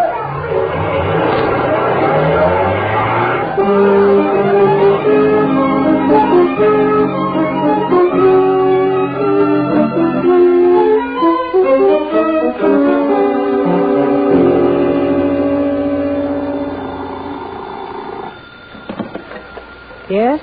Is he there? Just a moment. For you, Tasty. Thanks, Mary. Hello, Tasty speaking. You know who this is. Leave out the names. Wires may be tapped. He, Don? Definitely. You slipped this time. I earned my bonus. You caught several non-competents, if you know what I mean, and I think you do. Lay low. Watch your step. It's an order. I'll see you. That Vic? Yeah. What's on his so-called mind? Pedestrians. They should have waited for the light to change. The heat's on, Tasty, and I mean on. That's all over, Tasty. Lean on. Cross my heart. I had a tail, but I lost him by changing from taxi to trolley to taxi like Rod told me. What do they want me for? Everything. Narcotics, killing, shakedowns. Narcotics. The Fed's in on this? Oh, it's awful. It's just awful. And Vic's down on us, too. He phoned. Oh, great. Just great. Well, we got to hide out for a while, that's all. Yeah, but where? If the town's so hot. Then that's the place to stay. Look, Tasty, I know where we can get a place. Quiet neighborhood, nice neighbors. That's all I need, nice neighbors. Oh, I just love my neighbors. Well, shut up and listen. You three don't need to stay with us. Tasty will wear dark glasses and limp and use a cane, grow a mustache. He'll be my invalid husband, get it? Our friends will come to visit us. We'll be more respectable than the best people. Hey, that's smart thinking, Mary. Foolproof. That's okay with me.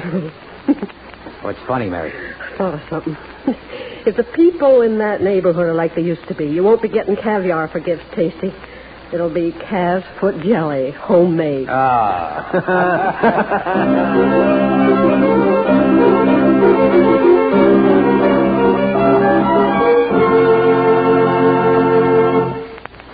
In just a moment, Crime Does Not Pay will continue with Female of the Species.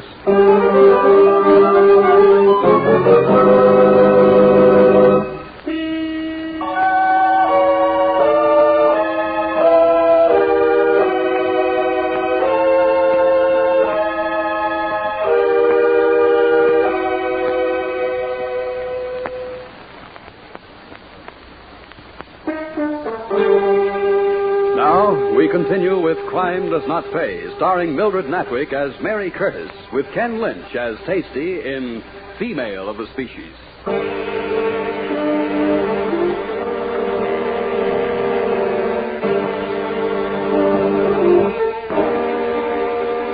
Tasty and Mary found just the sort of place for a hideout that Mary had in mind. The neighborhood was indeterminate to the point of monotony.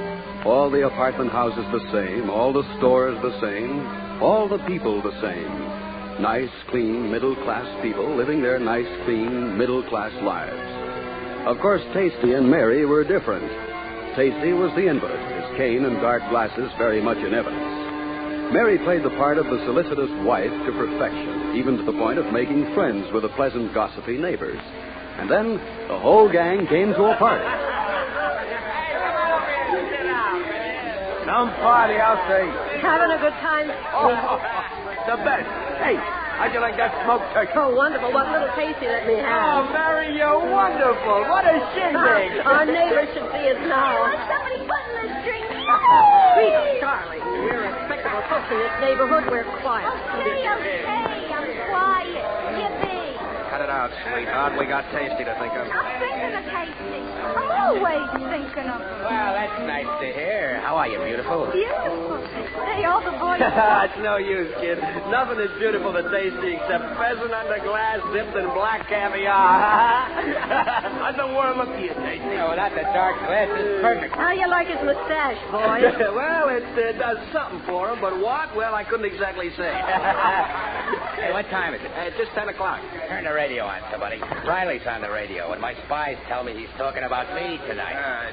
It's on, Tasty. There. Riley, the commentator, talking about Tasty. Tasty's famous, honey. Did you know? Tasty's a big man. Don't you forget it. Quiet, I want to hear this. And what are the police doing about all this? The Reed Street Massacre is only part of it. This man, Joe Tasty Martin, is involved in more rackets than you or I would care to shake a stick at. Dope peddling, the shakedowns, organized murder. But can he be found? I ask you, can he be found? No. The police of 3 continents are looking for him. What? Holy smoke. He's been reported in Mexico, in Paris, in Rome, in Buenos Aires. more gasoline has been expended on wild chases after him than would be used in a 4-engine bomber on a coast-to-coast flight. And still Tasty Martin is at large. Something's wrong, I say. Well, what do you know? I'm a world traveler. Ed Griley, he knows.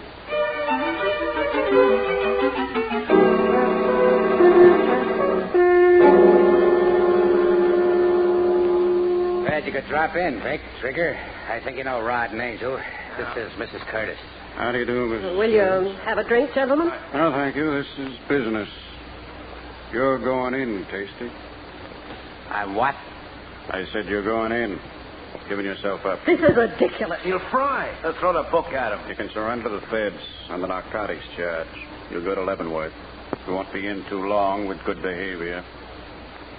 You ask a lot, Vic. We're losing money. There's so much heat on all over the world, half our organization doesn't dare operate. And the other half, Mr. Reynolds? You ought to know, Mrs. Curtis, that when I give an order, it's carried out without question. Yeah, I know plenty. Mary, please. I gotta have time to think this over, Vic. All right, 24 hours. Go through the motions, Tasty, if you want to, but you're going in, and you know it. Come on, Trigger. How much, you, boss? It's been a pleasure meeting you at last, Mrs. Curtis. The gall of all the lousy, colossal gall. Mary. Go in, Tasty. You're costing us too much money. You have 24 hours to think it over. Yeah, or else you ought to know, Mrs. Curtis. Cut it out, boys. Mary, take it easy. I'll think of something. Who does he think he is? He's cost me one man. He's not costing me another. He's the boss, Mary, the big boss. I know whom nobody disobeys. They better not. They never get another chance. Like Jeff. Forget that. Jeff's dead. Tasty's alive. I want him that way, alive, and with me. I want that, too. Frankly, Mary, I don't see... Maybe I do. How? Another hideout. From both sides this time. Hey, that might be done. Where will it get us? Maybe farther than you think. The man who says no to Vic Reynolds and gets away with it, maybe he's the next boss.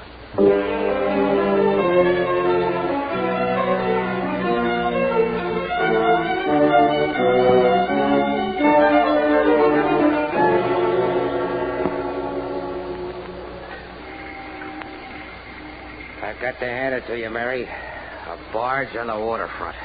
Not gaudy, but neat. And safe. It's so damp. It's ruining my hair and my clothes. You can fix that. There's no fixing lead poisoning, if you know what I mean. Lay off the kid, Mary. This hole is the worst yet.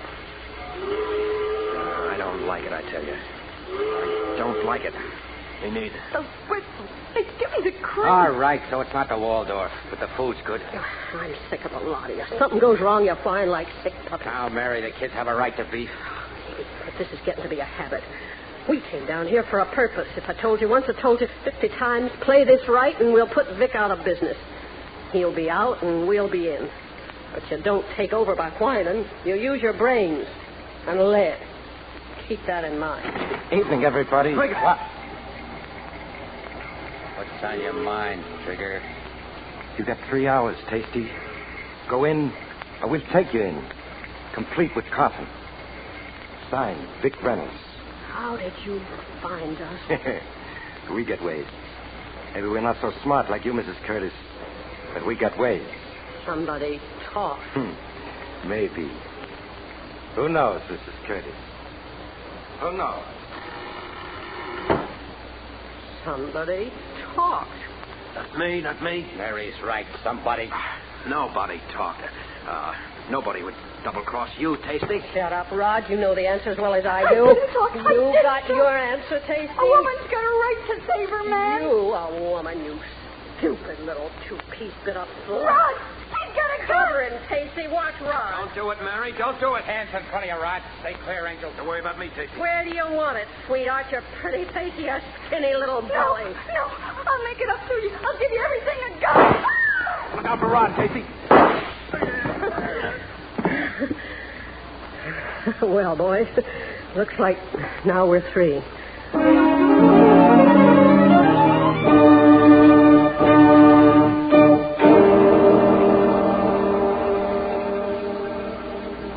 Tasty? You awake? Yeah. Is Angel all right? Angel's okay. I'm going to look.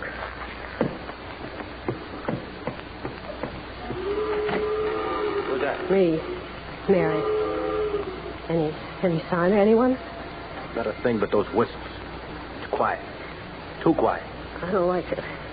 The 3 hours were up at midnight. I don't like it at all.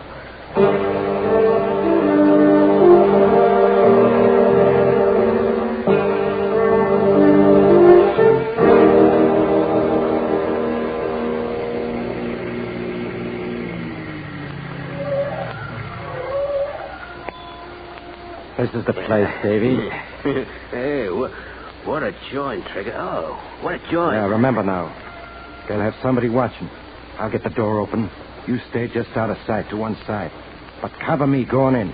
Okay? Yeah. Okay. All right, let's go.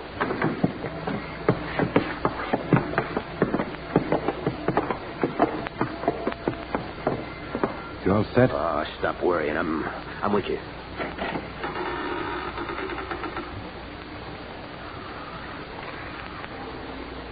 Ain't he sweet? Sleeping like a little angel. I ain't wasting no lead on him. A shiv will do it. Hey, they're here. Angel was sleeping. You was sleeping is right, lady. Look out, she's got a gun. And I can use it, too.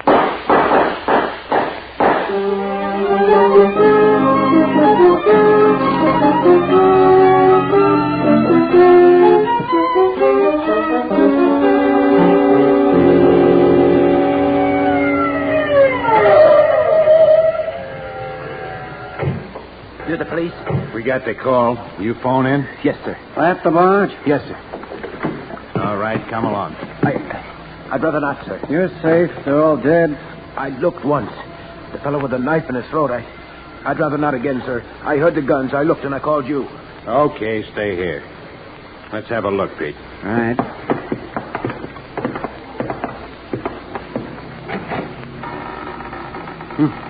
What a mess. Not pretty, but nice. You know them? This one's Trigger Jackson, Vic Reynolds' torpedo. Yep. The one with the shiv in his neck is the Angel. That's Jeff Curtis's widow. This is Davy Hunter. Over by the door. Tasty Martin. He was in town all the time. Sure looks like it. Well, nothing to do here but send for the meat wagon.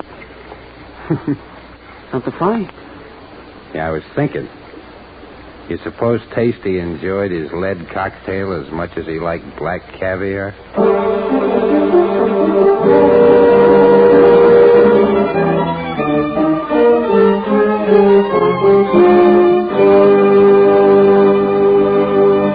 Crime does not pay.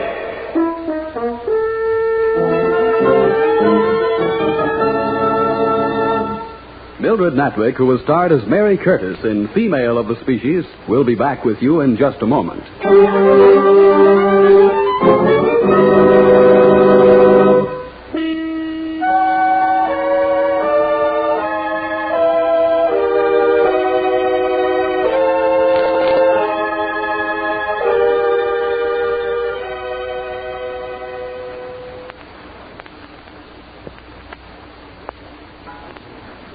Now, here in person is Mildred Natwick.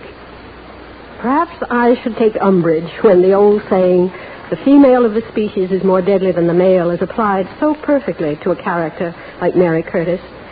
But if this role serves the purpose for which it was intended, then no woman need be angry over the title, because the purpose is a simple one, to help decent citizens everywhere understand that they can protect their homes and their pockets by refusing to aid and abet organized crime in any way.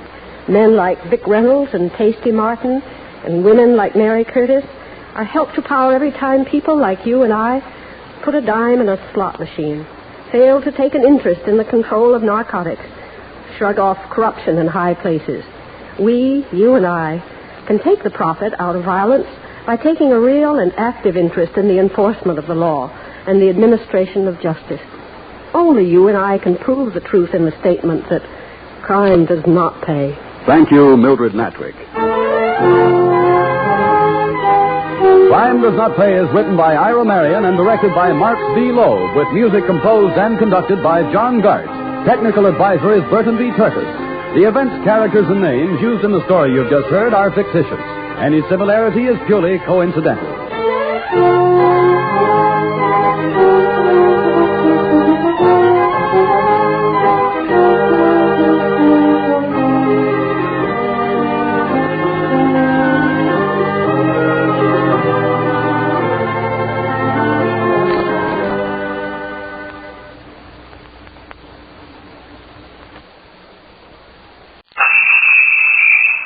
Gangbusters, presented in cooperation with police and federal law enforcement departments throughout the United States.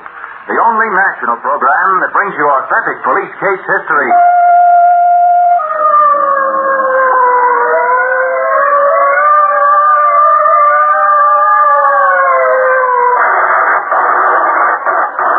Tonight, Gangbusters presents the case of the Cowboy killers, the gang of bandits who counted a right hook to the jaw with hot lead to the heart that bought them a ringside seat in the death house. Gangbusters has asked the Honorable John J. Sullivan, former Deputy Commissioner and Chief of Detectives of the New York City Police Department, to narrate by proxy tonight's case. Now, Chief Sullivan, you've told me tonight's case is about a gang of reckless New York hold-up men who operated almost in the old Wild West style. That's right, Don Gardner. And that's why newspaper reporters referred to them as the Cowboy killers.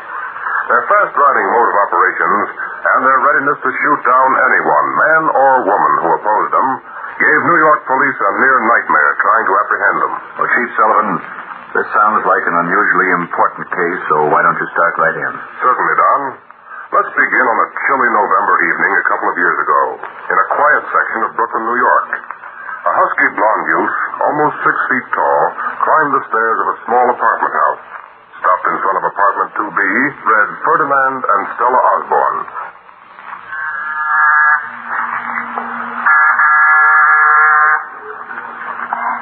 Hello, Freddie. Oh, Russ. Hello. Stay here. Who is it, Freddie? It's Russ. Yeah, in the kitchen having coffee. Come here. Hi, Stella. Did you tell him, Freddie? No. Tell me what? Go ahead, Freddie. Yeah, go ahead, Freddie. Well, look, Russ. We don't want no trouble. Then don't make any. Freddie means we don't want to meet in here anymore. Well, that's not friendly, Stella. Oh, it's nothing personal, Russ. Shut up. Stella, we like this place. It's convenient. Convenient for everybody, and besides, you make good coffee. We don't want any trouble with the cops. You don't mind having trouble with me? Now, don't get sore, Russ. Stella's just a little bit scared. They're the wrong people. All the cops can do is throw you in the can. I can think of a lot more things than that. Oh, she was just talking, Russ. She talks too much. Button her lip or I'll do it for you. Freddie, Shut up, Stella. That's the ticket, Freddie. Every time a babe runs off at the mouth, some guy gets slapped down. You're being smart. they're in the kitchen. Why don't you go in there? I will, baby. You can cry on Ferdy's shoulder, but keep it quiet. I don't like being disturbed. Hi, Russ. Hello, Dave. About time you showed up. We're making some changes in our plans, Vic. The change. Dave's already hiked to the car. We all got round. We knock over that saloon, split the take, and that's it. Yeah, we split what? $100? That ain't much for a night's work. Get smart, Vic. I don't see no diamonds on you. And I've never seen any barred windows in front of me. You have. That makes me the bright boy. In your opinion. Mine, too. What, do you carry the kid brother here around for support? Dave pulls his own weight. You gonna be unreasonable? I don't like last-minute changes. You said you can knock over a saloon? Let's do it. Who's changing the figuring? I'm just adding to it. What do you mean? Look, Vic. Instead of 1, we knock over 7. In one night, Russ? That's right, Dave. You're nuts. Well, we'll have every cop in Brooklyn on our trail. That's part of the plan. And I want no part of it. Stop beating your gums. Let Russ finish. I'll show you what I'm driving at. I need a map. Now, this goes Brownsville in East New York. Now, mark the streets. See? Yeah. Go on. These crosses on the map. 7 of them. Each one's a bar and grill. They're all pretty close together. We knock them off 1, 2, 3. You'll never get past that third one. The more we do, the better our chances are, up to a point. How do you figure that, Russ? We knock over the first one, what happens?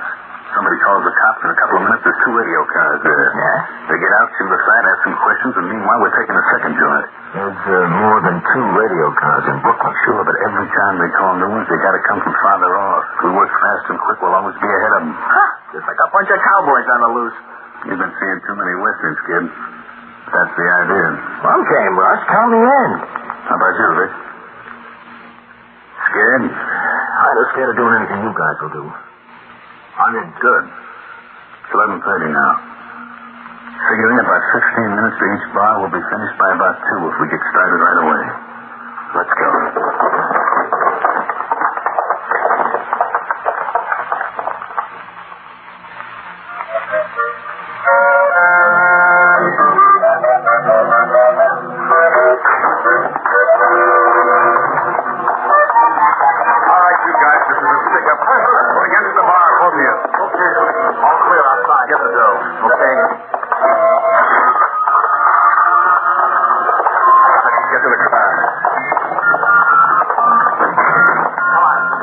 Got any ideas about fixtures to get a belly full of lead?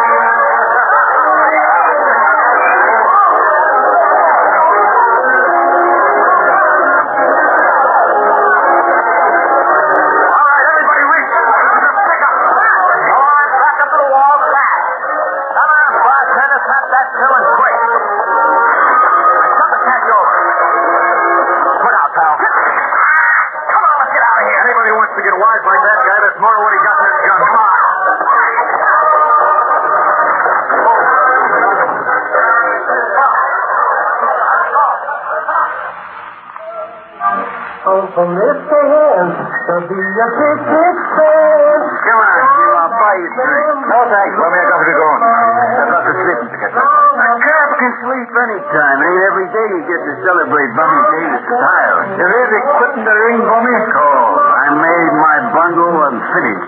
You sold this joint. Come on, have a drink with me to celebrate. No, thanks, Bummy, no thanks. You think you're too good? And don't get sore. That temporary art's going to blow you right into a mess of trouble someday. I just don't want to drink. Sorry, Jim. Should know better to get tough with a cop, even if you are off duty. Wait till I settle up. I'll give you a lift home. Okay. All right, this is a stick up. What? You get one. Stand stiff and straight. Nobody will get hurt. Don't want to pick up the dough. Check. Why don't you leave this guy alone? We'll get them when they go. He just bought the place. Give him a break. Look, mind your own business. Don't shove that gun in my face. I said get him up, all right, guys? Come on, let's get out of here. Cops. There's some medicine for cops.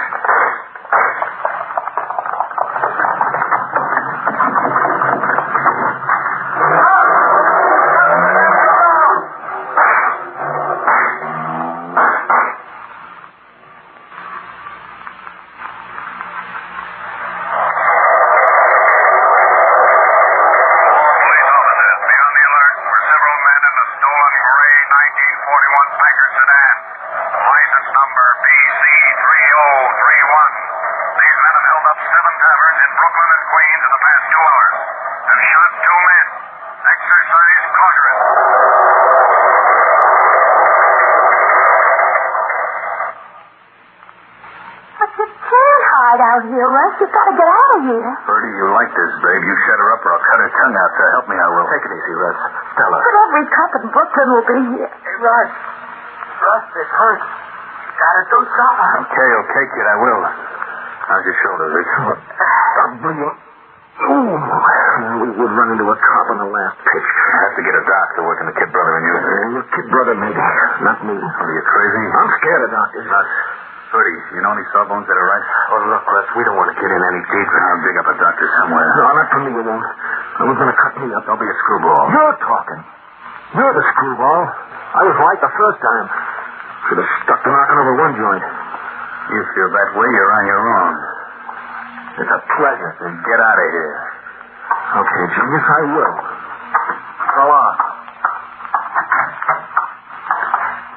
Russ, you gotta get the kid out of here for his sake, if not ours. Right. Russ, it hurts. It's back. What's up? Easy, Dave, easy. I want to go. It's what? He's out. You gotta do something, Russ. Yeah. You got a car engine ready? Oh, yeah. Where is it?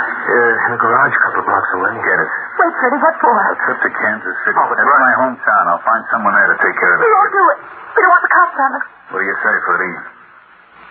Okay, Russ. Freddie, we'll Why don't you keep your yap shut? Now, where do you get that car? If you're thinking about double-crossing... Oh, I wouldn't do that, Russ. If you're even thinking about it, remember, it'll take the cops a couple of minutes to bust in here. And you like this babe. You'd be surprised what I could do to her in a couple of minutes. Now get out of here and get that car. So, Don, the disintegration of the Cowboy Killer's gang had begun. Tough hoodlums had turned into frightened rats.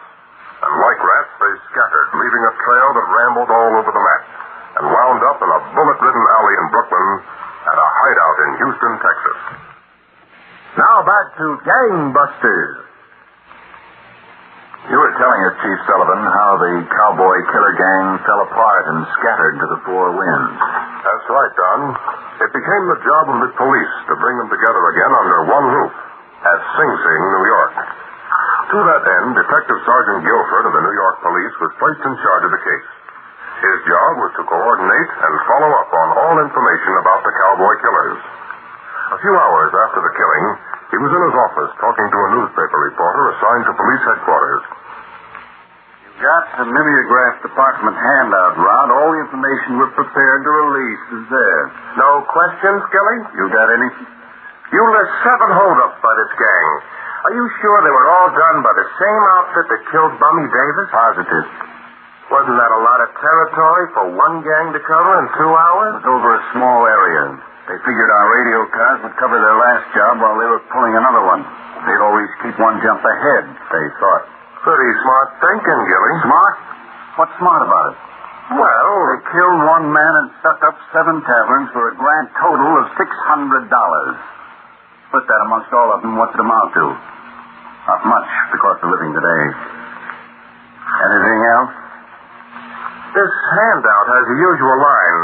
The police expect an arrest within 48 hours. Couldn't you vary the time a bit? What for? We've got 24 witnesses who've identified one of the killers from a rogues gallery picture. An ex-con, a kid. First killing he's been mixed up in. We'll get him. In 48 hours? Sergeant Gilford. Yeah, put him on. Hello, Nelson. What do you got? Oh, you sure? Where are you now? Yeah, I got it. Okay, stick there. I'll be out in 15 minutes. Hey, wait a minute, Gilly. Anything more for the paper? Yeah, you can change that 48 hours to 48 minutes. So long.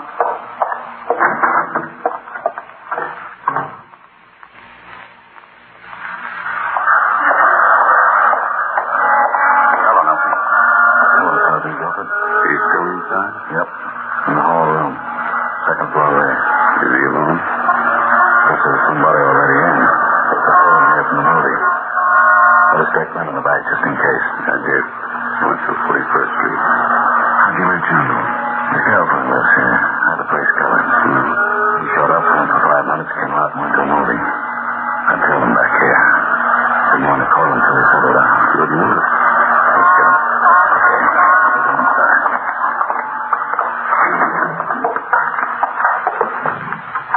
Floor, you said? Yeah, in the rear. Good movie? Mystery. Oh, a private dick Sunday. Of course. And a beautiful blonde was in it. Naturally. And in a bathing suit in Miami. Blondes in Miami. That's the life. Visit? Yeah. Let's be polite.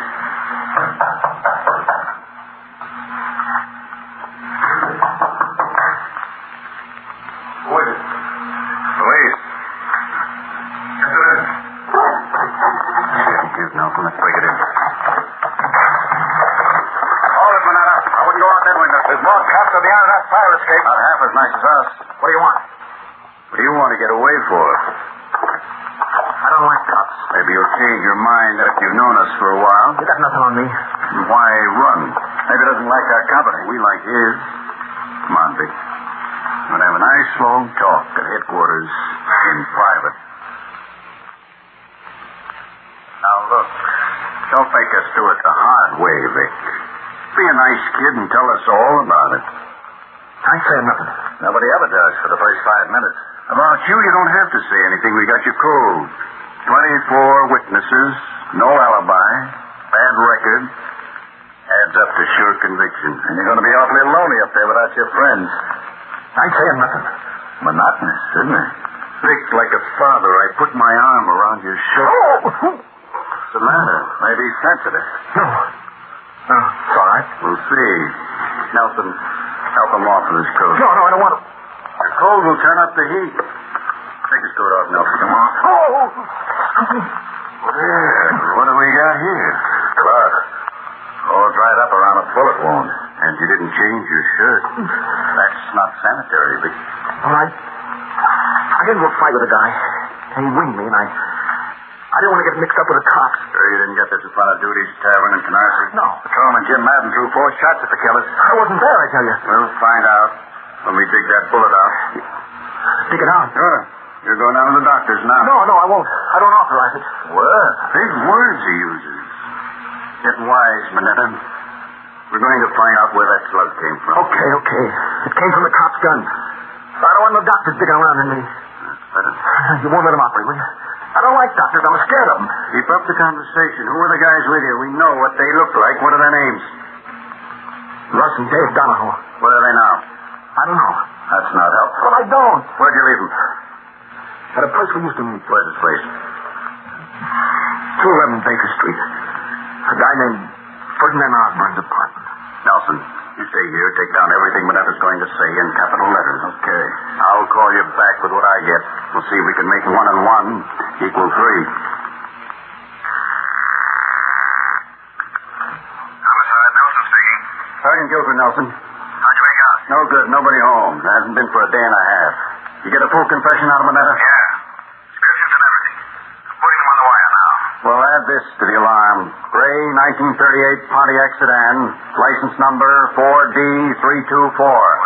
Pickup car and any occupants. The Donahoe's Stewart? No, it's Osborne's car. I found the insurance policy in his apartment. Also a couple of snapshots. Rick Manetta's in them with 2 other guys. If he identifies them as the Donahoes, we'll get them out by wire photo. See you in 10 minutes. So long.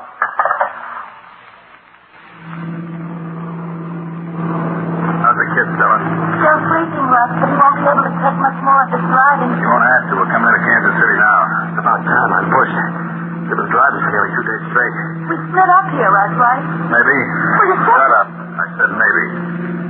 30, turn right to the next corner. Where you taking us? Turn right. There's a hospital 4 blocks down. You gonna leave the kid there? Yep. Up till last question. What are you going to say? Me? Nothing. You'll answer. You're going to take him in. Why? No, he won't. He and Freddie don't want to get in any deeper. Bertie don't want to get his head blown off either. On a replica. This is it. Now listen, Freddie, you're going to carry him into the hospital. But tell him you found him out on Route 22 about 3 miles out of town. There's a roadside joint there. They used to have a lot of trouble. They'll fix up the kid and investigate afterwards. Suppose they make him stay. So what? Better you than me. They can hang a murder rap around my neck. You're clean. Russ, why don't you... Shut up, baby. You're staying here. You get that, Freddie? So don't get ideas, or I'll turn this cutie into a corpse with the greatest of pleasure. Now pick up the kid and get going. Okay, let's get out of here. Everything went all right? Yeah. Will anyone recognize I him? don't know. I told the story like you said, Russ. And I sneaked out when they weren't looking. Come on, let's get started. Yep. Russ, you said you'd leave us in Kansas City. I will, baby. Get off my hands. I'm going to travel the rest of your life. Oh, Russ, you wouldn't. Don't get scared, baby. It ain't going to be that. I'll drop you both in the middle of town. Okay, Russ. If I hear that you so much as look at a cop, either one of you, I'll come back from wherever I am. You get the idea? When you hit Brooklyn, lead a nice, quiet life. Or you'll wind up in a nice, quiet grave.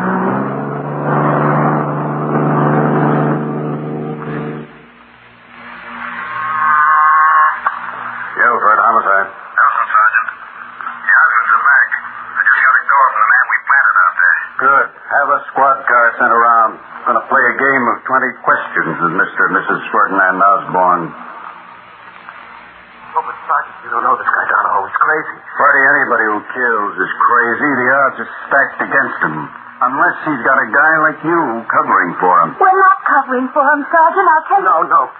He'll kill us if the other suspects we turned him in. And I'll throw you in the can. Which do you prefer? Well, you can't. We haven't done anything. Except help murderer escape. Not willingly. He held a gun on us. Not holding it on you now. Well, he'd get us. I know he would. That's right. You're going to live in terror of him all your life. Because if you are, you're going to spend most of it in jail. All right.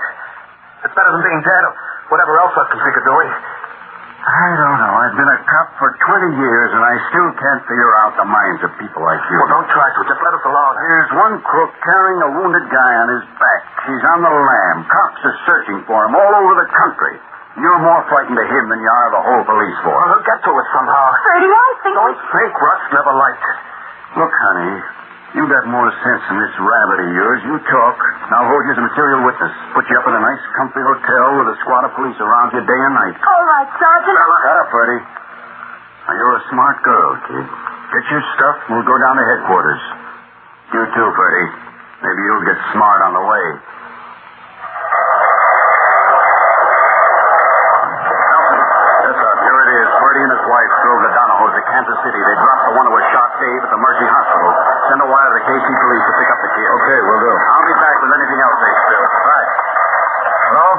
Sergeant Gilbert, New York Homicide? Just a minute. Hey, Sergeant. Yeah? For you. Thanks. Sergeant Guilford speaking. This is Lieutenant Milton of the Houston, Texas Police.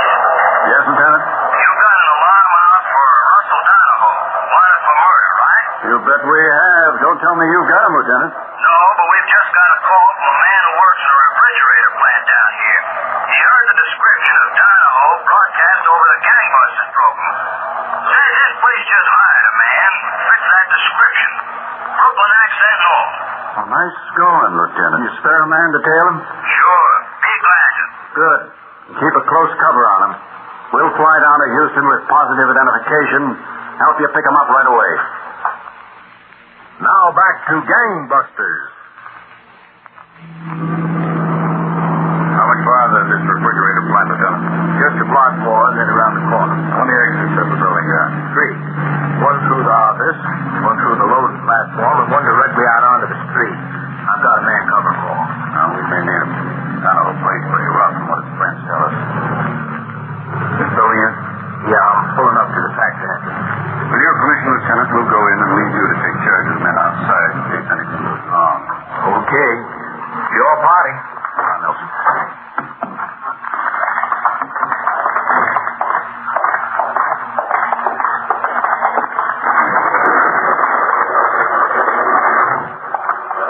Same, Joey? That's it. Go down the side along the wall. Okay.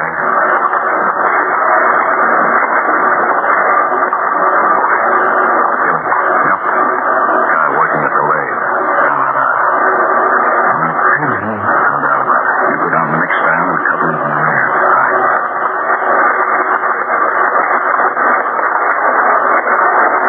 Hello, Donahoe. Who are you talking to? You, Donahoe. You're nuts. My name's Douglas. Robert Douglas. Robert Douglas. Russell Donahoe. Haven't you guys got any imagination? Look, guy, I don't know what you're driving at. Get your hand off that right now. Joey, I'll get her. Let go. Come on, drop it down, all right? I'll bet. Hey! You broke my wrist. Actually. Smashed my wrist. Wait, if you dropped the wrench, you wouldn't have got it. Take him outside, Nelson. I'm going to the office and call New York.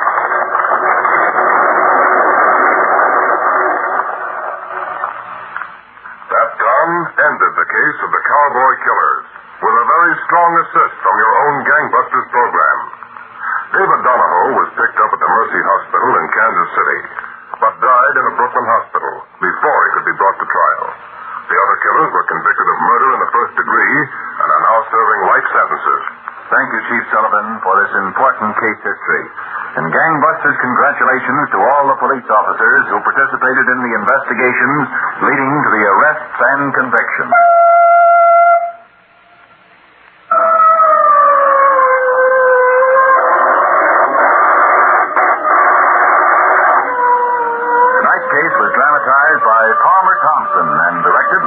Medium Sweet, with Mandel Kramer and John Larkin in leading roles. Don Gardner speaking. Gangbusters is a Philip H. Lord production. Proudly we hail.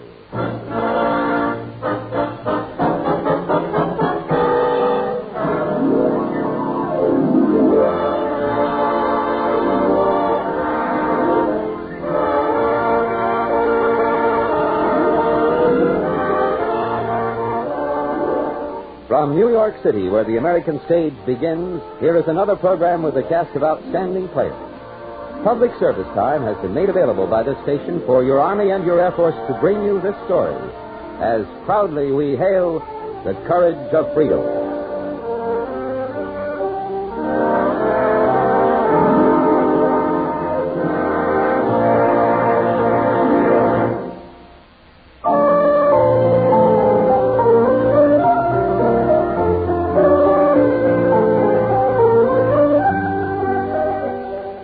Freedom can be a soaring sound, like a military band marching down Fifth Avenue. And freedom can be as soft and warm a sound as the humming of a mother bending over a cradle. Freedom can wear dignity and greatness, like the Declaration of Independence. Or, as you will hear in our story, freedom can even wear an insignificant and rather funny hat. Our story is entitled Freedom Wears a Funny Hat. Our first curtain will rise in just a moment, but first...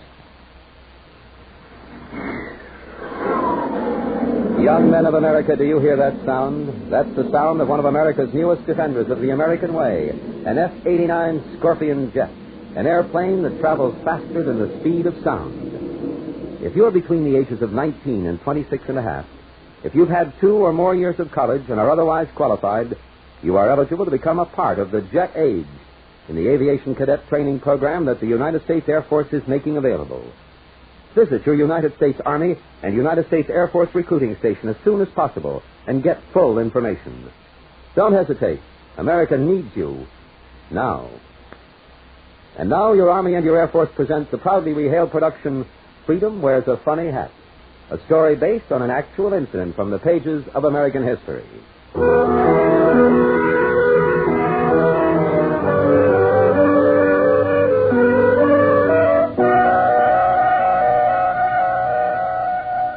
It was the year 1657. It was the Dutch colony on what we now call Long Island. It was Indian summer, and Governor Peter Stuyvesant was bored, extremely bored. He scrawled his name across the parchment. He yawned mightily, scratched his nose, sniffed, and said, "Bring in the prisoner, John Bone." John Bone. John Bone.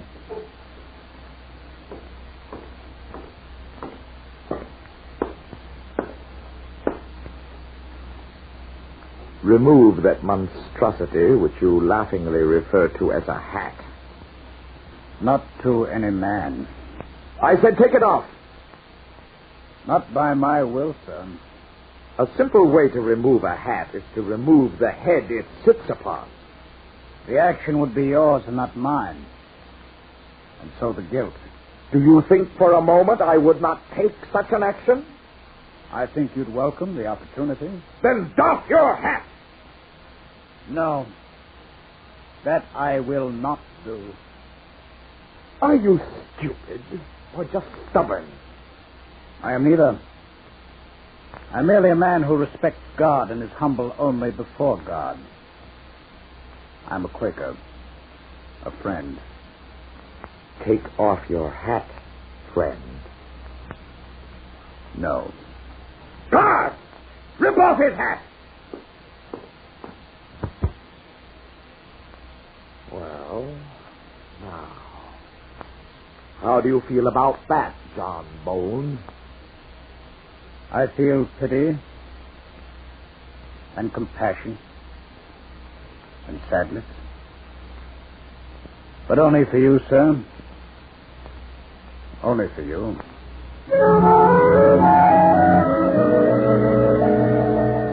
We would be historically wrong to say that all the trouble started because of the fact that John Bone refused to remove his hat. although said hat does enter the story in more than a minor capacity. No, the trouble began brewing long before this meeting between Governor Stuyvesant and John Bones. It started with the hanging of a placard on the wall of a tavern in Flushing, Long Island. It was Christmas Eve, 1657. Young man, would you have the kindness to do an old man a favor? Well? The placard you have just nailed to the wall. What does it say? Can't you read? Yes. But not this collection of inky hen tracks known as Dutch. I don't mind to turn you in for that statement. Well, now, that's unusual, isn't it? What? Turning you in? No, having a mind. It was my impression that all you Dutch have endorsed your mines over to our most excellent governor for safekeeping and pasturage. Now, translate that platter. Is it another impost, another beastly tax? It's an edict from the governor making it illegal for any resident of the colony to entertain those called Quakers on the premises. The fine is 50 guilders. Oh. Today we must not entertain Quakers. And after that, no doubt, we shall be proscripted from entertaining men with moles on their left cheeks, followed by a ban against third cousins on the maternal side. Your tongue will get you into trouble yet, old man. Perhaps. But tyranny afflicts me like an itch, and I find the only way to get relief is to scratch it with my tongue. You'll scratch yourself to the gallows. Well, now, that, too, is an excellent way to relieve an itch. This town of Flushing that we've mentioned was hardly a town at all. Some clapboard houses, a tavern, a landing stage, such was the town. As for the people, they were almost all Englishmen, refugees from the religious persecution of the old land or the bigotry of the new. They came to Flushing because of the promise of liberty of conscience, without molestation or disturbance from any magistrate. At least, such was the wording of the patent granted to the town by the West India Company of Holland just a few years before. And now, the placard. The townsfolk, of course, held a meeting the night the placard was hung. It is this, or it is nothing. It is all, or it is nothing. We have settled this. Tobias Speak is the orator. A tall, fair man with a face that looks like an exclamation point in brackets. Children, we have done this for a promise of liberty. Now it is a case of what is given being taken. This we cannot suffer. This we cannot permit. Speeches, always speeches. The prisoner condemned to the block moves the onlooker to tears with the power of his words. So what happens? The axe comes down just as fast, and the head rolls just as far. Enough of your speeches. What then can we do? Fight back. Fight Governor Stuyvesant? Why, the devil himself, for truly they are the same. Here, Edward Hart, our esteemed town clerk and scribbler par excellence. Have you a quill sharpened and a spot of paper handy? I have paper. Then write as I say, and write fast, because my bile is flowing fast. Are you ready? Right honorable. You have been pleased to send unto us a certain command that we shall not receive or entertain any of those people called Quakers, because they are supposed to be, by some, seducers of the people. For our part, we cannot condemn them in this case. Neither can we stretch out our hands against them to punish, banish, persecute them. For we desire not to judge, lest we be judged. Neither to condemn, lest we be condemned. But rather let every man stand and fall to his own master. Do you have that, Urquhart? I have it all. Wait now. Do you have the insanity to believe we dare send such a document to the governor? Do we dare not to send this document? Do we dare to stand bareheaded before his wicked authority and bow and scrape every time he eats not well and issues another edict? Listen, we petition. We are free men, and we petition. This remonstrance is not so much a denial of his power to legislate our minds as it is an affirmation of our holy right to defy that power. We will send a remonstrance. The governor's reaction was just as you would expect. Get me the ringleaders. Throw them into jail. Find them. Run them out of the province. Offer a reward to all who give information on those who follow the Quaker sect. Enough of these heresies. I'll have no more. Set them up an Orthodox minister and tax the inhabitants of Flushing for his keep. The English! By my soul, the Lord made the English only to test the patience of the rest of the world!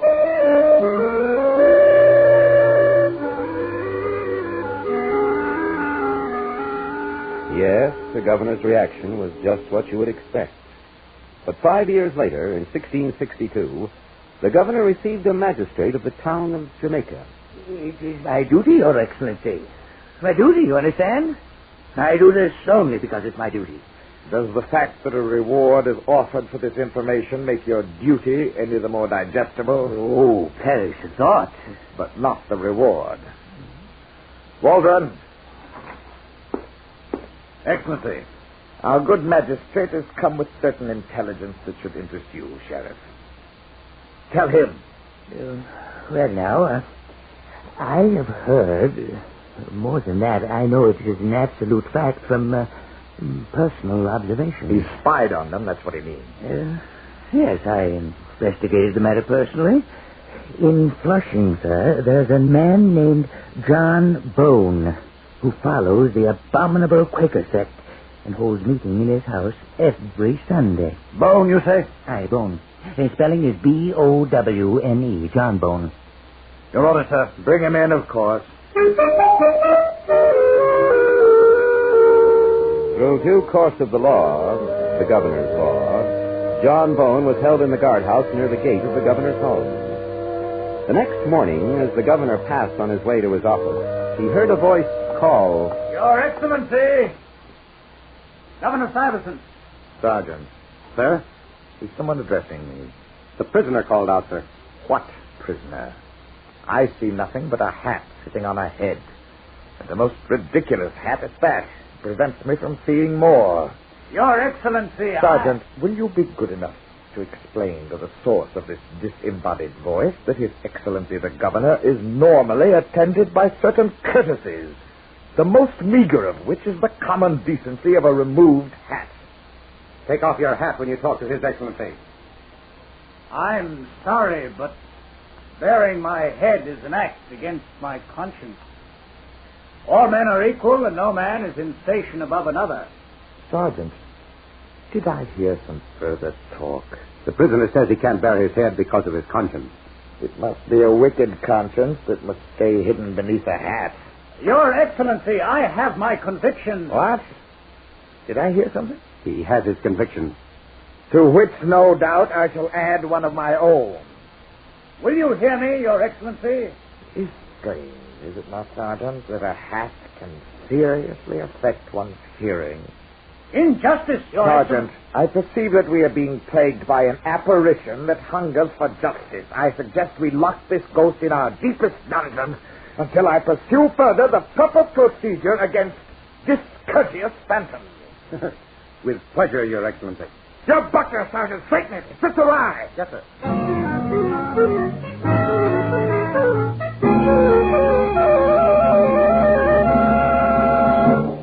You are listening to the Proudly We Hail production, Freedom Wears a Funny Hat. Our story will continue in just a moment after this important message. Young man, there's a future in flight. Today's jet age offers unlimited opportunities for young men between the ages of 19 and 26 and a half who have completed 2 or more years of college and are otherwise qualified. Yes, you can proudly wear the silver wings and fly the mighty aircraft of your United States Air Force when you've completed your training. For full details, visit your nearest United States Army and United States Air Force recruiting station today. Remember, the sooner you apply, the sooner you fly. You are listening to Proudly We Hail, and now we present the second act of Freedom Wears a Funny Hat.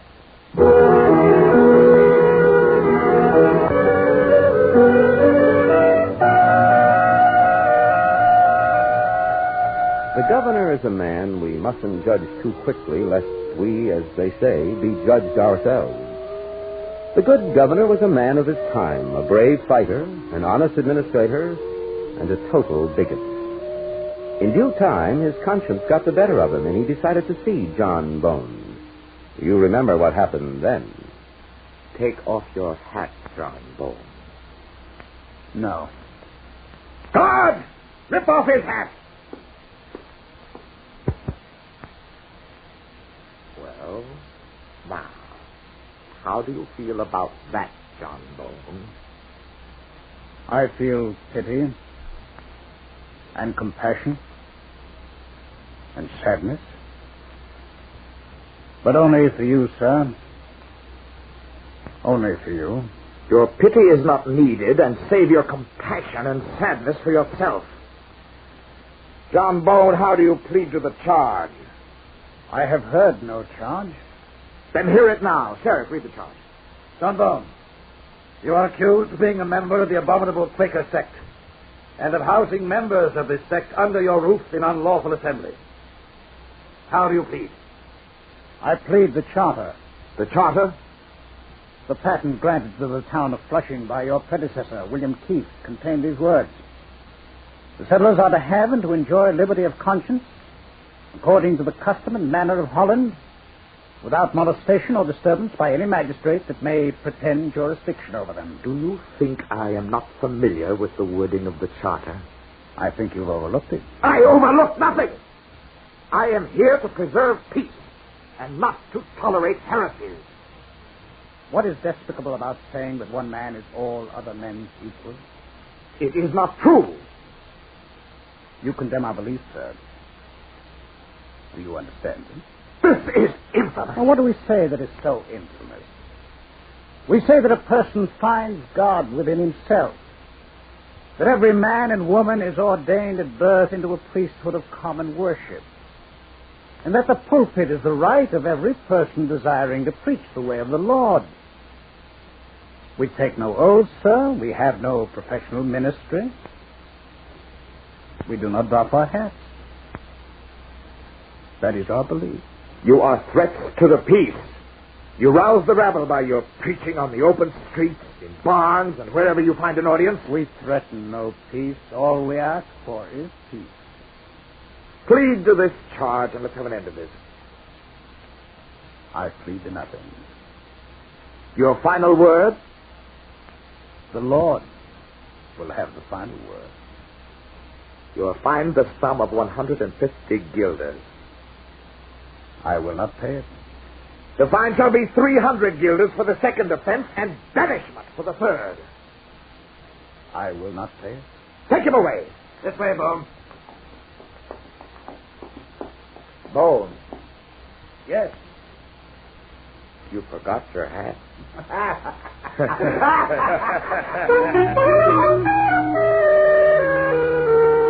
There followed now a time of furious inaction. John Bones sat in his cell, his hat firmly on his head. The governor matched stubbornness with stubbornness. The first month he kept Bone in a dungeon on a diet of bread and water.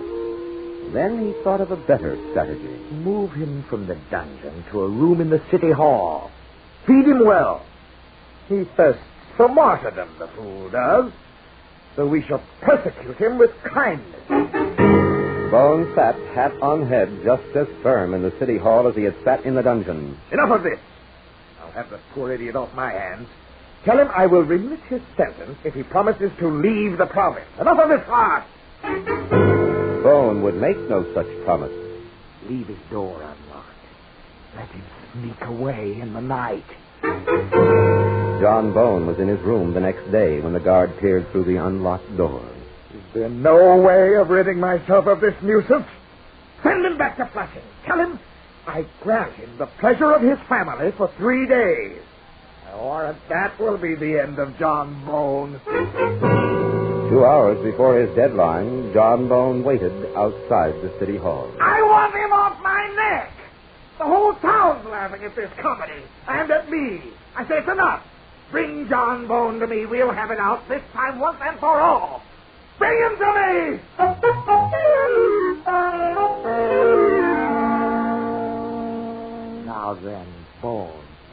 let us talk this over, man to man, in good humor and with clear sense.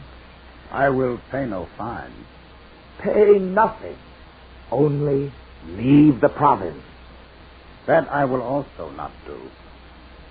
And just what will you do, if I may be so bold as to ask? I will stay where I am until you acknowledge the freedom of all people in this province to worship God in a manner of their own choosing. That right is granted, Bone, to all but Quakers. Freedom is not a thing divisible. It comes to all equally, like air being breathed. If you deny freedom to one, you deny it to all. That is not true. It is true. When the good people of Flushing sent you a remonstrance, you flung their leaders into jail. Bone, you have said enough. No more than should be said. You shall be packed off on the next ship to Holland. I wash my hands of you at last.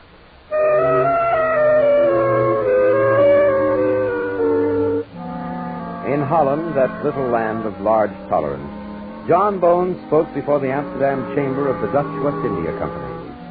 To their offer of freedom for Bone and his family in Holland, his reply was brief and very much to the point.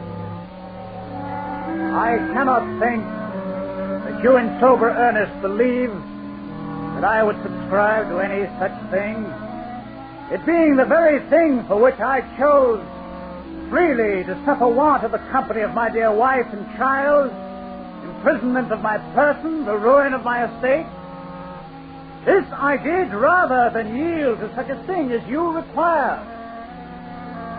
Wherefore I have this now to request to you.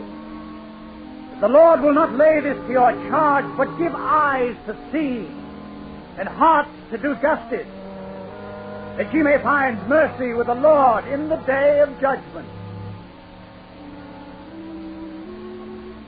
And this speech the chamber meditated until their chairman took paper and pen and scratched thereon a short, curt note.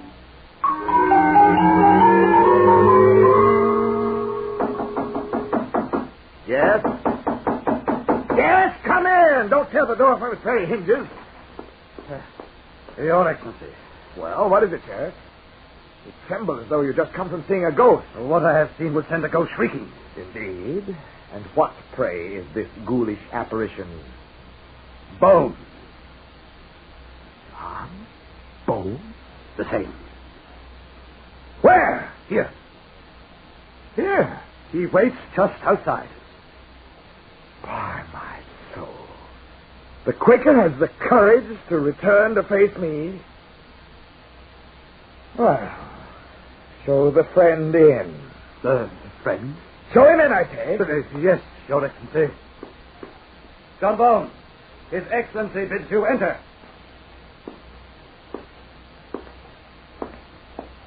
Close the door. I wish to be alone with this man.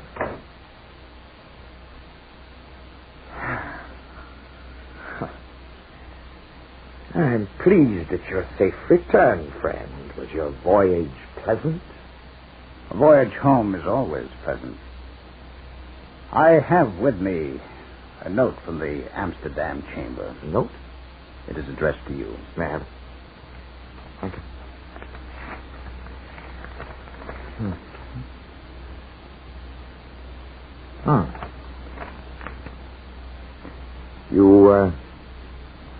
You're familiar with the contents of this message? It was sealed when it was put into my hands.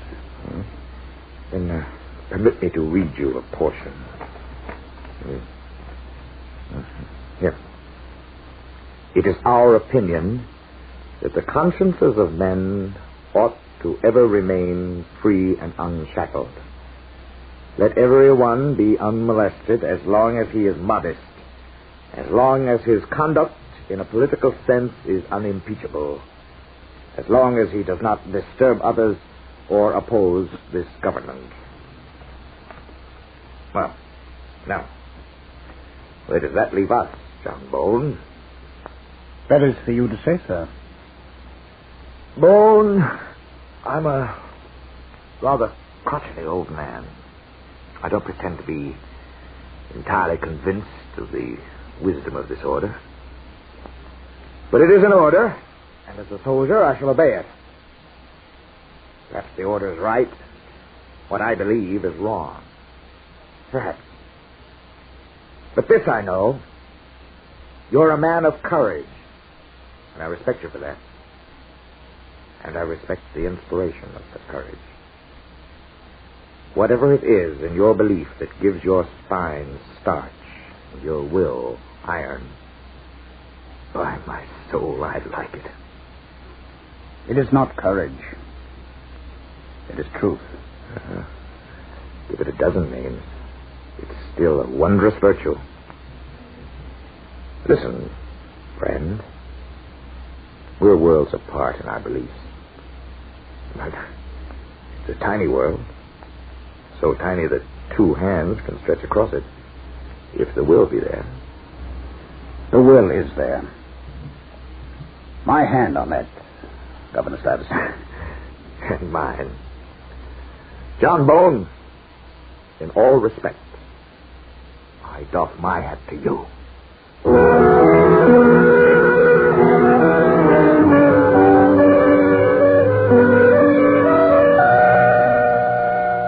Yes, as we said in the beginning of our story, freedom can even wear an insignificant and rather funny hat.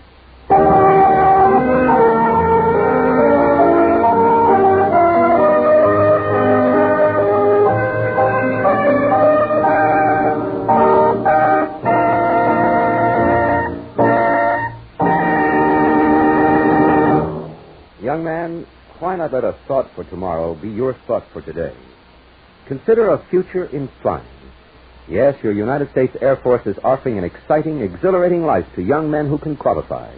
If you are between the ages of 19 and 26 and a half, have completed 2 or more years of college, and can meet other specific requirements, you can be trained to fly the speedy jets and mighty aircraft of today's air age. You can secure your future in flight. For full details, visit your nearest United States Army and United States Air Force recruiting station today.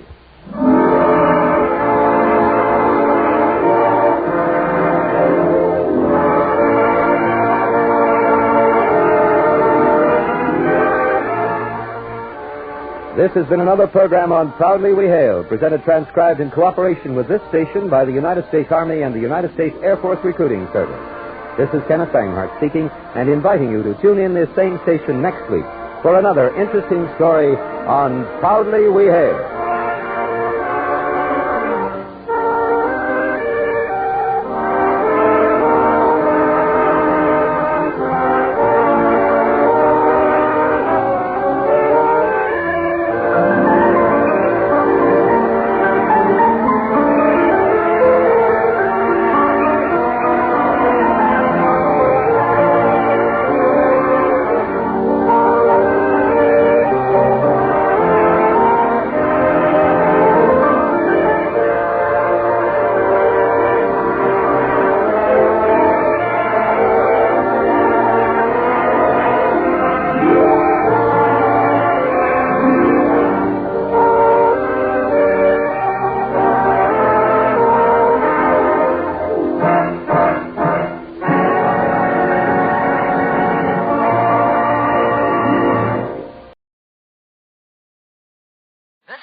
From the life of Sherlock Holmes will be transmitted to our men and women overseas by shortwave and through the worldwide facilities of the Armed Forces Radio Service. Petri Wine brings you Basil Rathbone and Nigel Bruce in the new adventures of Sherlock Holmes.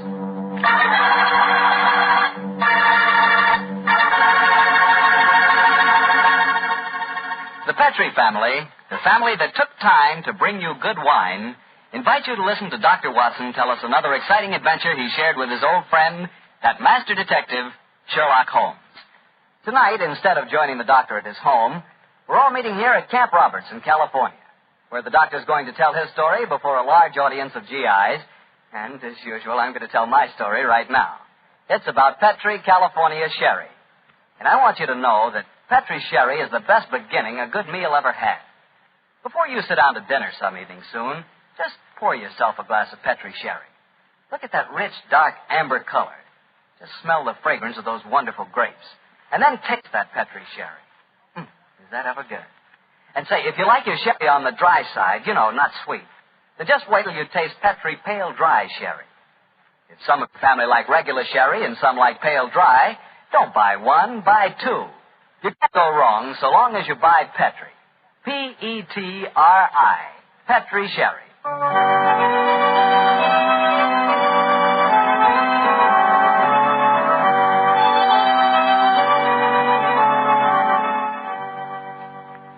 And now let's join Dr. Watson and get on with our story. Good evening, Mr. Bartell. Well, Doctor, your study seems a little bigger than usual this week. Yes, my boy. I felt that as tonight's new Sherlock Holmes adventure was rather an exciting one, the men here at Camp Roberts might like me to tell it to them in first. I'm sure they will, Doctor. Which particular story have you selected? One that I call The Strange Case of the Murder in Wax. It concerns one of the most sinister mass murderers who ever threatened the peace of London. It was in the summer of 1900, and the city had been rocked by a series of ghastly murders on Hampstead Heath. Hampstead Heath? Yes, Hampstead Heath. That's a large rambling park in the suburbs of London, Mr. Bartell, and noted as a rendezvous for young lovers. It was here that the elusive murderer, knife in hand, was wont to roam at night time, searching for his prey. All of his victims were young girls, and despite the frantic efforts of the police, each murder seemed to be as baffling as the one that preceded. Finally, of course, as usual, Scotland Yard came to Sherlock Holmes for help. It seems almost like yesterday, Mr. Bartell, that Inspector Lestrade stood in our Baker Street rooms, imploring Holmes to handle the case. Mr. Holmes, you've got to help us. I don't mind telling you the yard's at the end of its rope. I sympathize with you, Lestrade, but I don't see that there's much that I can do. Only the police can handle the widespread detailed work necessary to this case. The private detective is helpless. Yes, perhaps if you'd come to Mr. Holmes in the first place, Lestrade, he might have helped you. But the murderer hasn't finished yet. There'll be more killings if we don't catch him, you mark my words. Mr. Holmes, please help us, won't you? Before I commit myself, Lestrade, give me the exact chronology of events, will you? All my information on the murders has been derived from the London newspapers, notoriously inaccurate in matters of fact. I can give you all the particulars, sir. I've been on the case right from the beginning. All the murders have taken place on Hampstead Heath at night time, and all the victims have been young women. Who was the first one? A girl by the name of Oakley, Bessie Oakley. She was a shop girl who worked at Derry and Tom's in Kensington High Street. 3 weeks ago, she was out on the Heath with a young fella by the name of Alfred Smith. From what he told me, it was a moonlight night that night as they sat there out on the Heath. Come on, Bessie, give us a kiss. Oh, go on, Fred. Don't be so sloppy. I ain't sloppy. Come on, Bess. Hello. Who's coming towards us? Bloomin' prowler. Here, you, what you want? Can't you say something? Look out, Bessie's got the knife. No, you don't. Devil, you hit my Fred. Keep away from me. Keep away from me, you.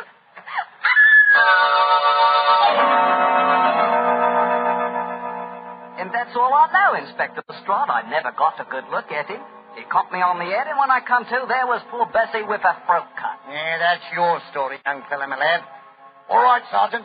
You can book him on suspicion of murder. Sir George, we shouldn't be walking on the Heath. Didn't you read about the murder here 2 days ago? It's a fine thing. I take you out in the moonlight, and you talk of murders.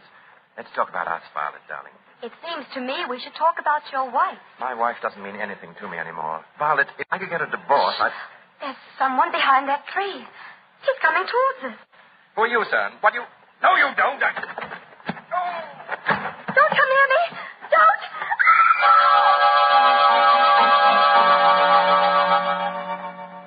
Inspector Lestrade, she's dead, poor girl, I know, but a scandal can't bring her back. If there's any way to keep my name out of the papers, Yeah, I'm afraid you'll have to take your chances, Sir George. Oh, and Sergeant. Yes, Inspector? Yeah, you can turn that boy loose, Weevil, for questioning. The man who did this is obviously the same killer. I'm afraid we're going to hear a lot more from him. Light edition, Eastman Piper. Hampstead East murderess strikes for fifth time. 9 girls murdered on Hampstead East. Light edition, Eastman Piper here. Yeah, look here, miss. You can't go walking by yourself on the Heath. It ain't safe. Thank you, Constable, but I'm not frightened. I want to be by myself. I want to think. Well, I can't stop you by law, I suppose, but you shouldn't do it. Yeah. I don't know how to handle these modern young things, and that's a fact. Inspector Lestrade, he must have killed her the moment she got out of my sight. I searched the old ruddy heath, but I couldn't find the murderer. But it did startle him. He left his knife in the body. Good, Jackson. The body's not been identified yet, eh? No, Inspector. We'll print her photograph in all the papers. We've got to find out who she is.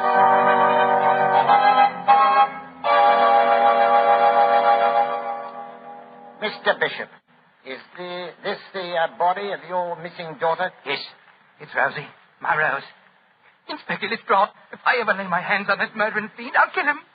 I'll kill him with my bare hand. Here's the story, Mr. Holmes. Rose Bishop was the 10th and last girl murdered. But she was the first girl murdered when she was alone. Lestrade? Yes, sir. You found no clues? Well, none that proved anything when we checked on them. Let me ask you a question or two, Lestrade. Well, anything you like, sir. You've taken the obvious precautions, of course. How do you mean? You posted a heavy police guard on the heath? Well, yes, sir. We've had 100 plainclothesmen walking there at night ever since the second murder. But he seems to slip through our fingers. I suppose you've also posted policemen dressed in women's clothes. Yes, Mr. Holmes. And we've hired girls to walk the heath in couples with our plainclothesmen. But the murderer won't seem to rise to our bait. Well, he's a cunning brute. Yes, he is, Watson. Obviously a morbid madman obsessed by a hatred of love. He'll be hard to catch. Lestrade, you mentioned clues that amounted to nothing when you checked them. What were these clues? Well, footprints, a couple of cigarette butts dropped at the scene of the crime. Nothing that helped us. The only important clue was the knife we found in the body of Rose Bishop, the last girl murdered. Of course, the experts at the yard examined it. Yes, sir. Didn't tell us a thing, though. You have the knife with you? Here it is, Mr. Holmes. I knew you wouldn't trust us. You'd want to look at it yourself. Thank you, Lestrade. Yes. Mm-hmm. Interesting. What is it, Holmes? This knife is a collector's item. It's at least 100 years old, I should say. May I keep this overnight, Lestrade? I should like to conduct a few experiments of my own. Why, of course you can, sir. Then you're going to take on the case, Holmes? And let us say that I'll take it under advisement. I'll do my best, Lestrade. I'll do my best. Well, thank you, sir. If any further developments occur, communicate with me at once, will you? Yes, sir. In the meanwhile, I'll smoke a few pipes on the problem. But I promise nothing, my dear fellow. I promise absolutely nothing.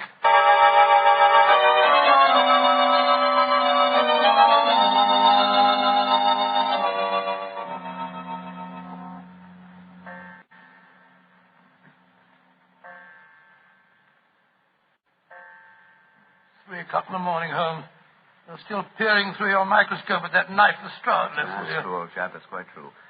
It must be a very dull companion. Why don't you go to bed? Oh, because I'm afraid I may miss something. Confound it. Have you discovered anything? Yes, I think so. Oh, what? The handle of this knife is corrugated. On the underside, I observed a slight diffusion in the markings. Under the penetrating eye of the microscope, I found a minute deposit which had caused the diffusion. I have just analyzed that deposit. It's wax, colored wax. Colored wax? Well, what does that signify? Oh, by itself, very little.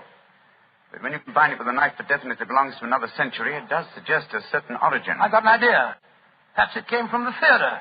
An 18th century dagger could belong in a period play. And the colored wax might easily be part of an actor's makeup. Excellent deduction, Watson. Oh, thanks, sir. However, my own theory would be that this dagger came from a waxworks exhibition. Oh, wrong again. Putty is used in theatrical disguises, but I don't recall the use of colored wax. Whereas it is used in making wax and effigies. And, of course, the dagger would belong as part of the costume. Precisely, my dear fellow. It's a long chance, but I think in the morning we'll make a tour of the various London waxworks exhibitions.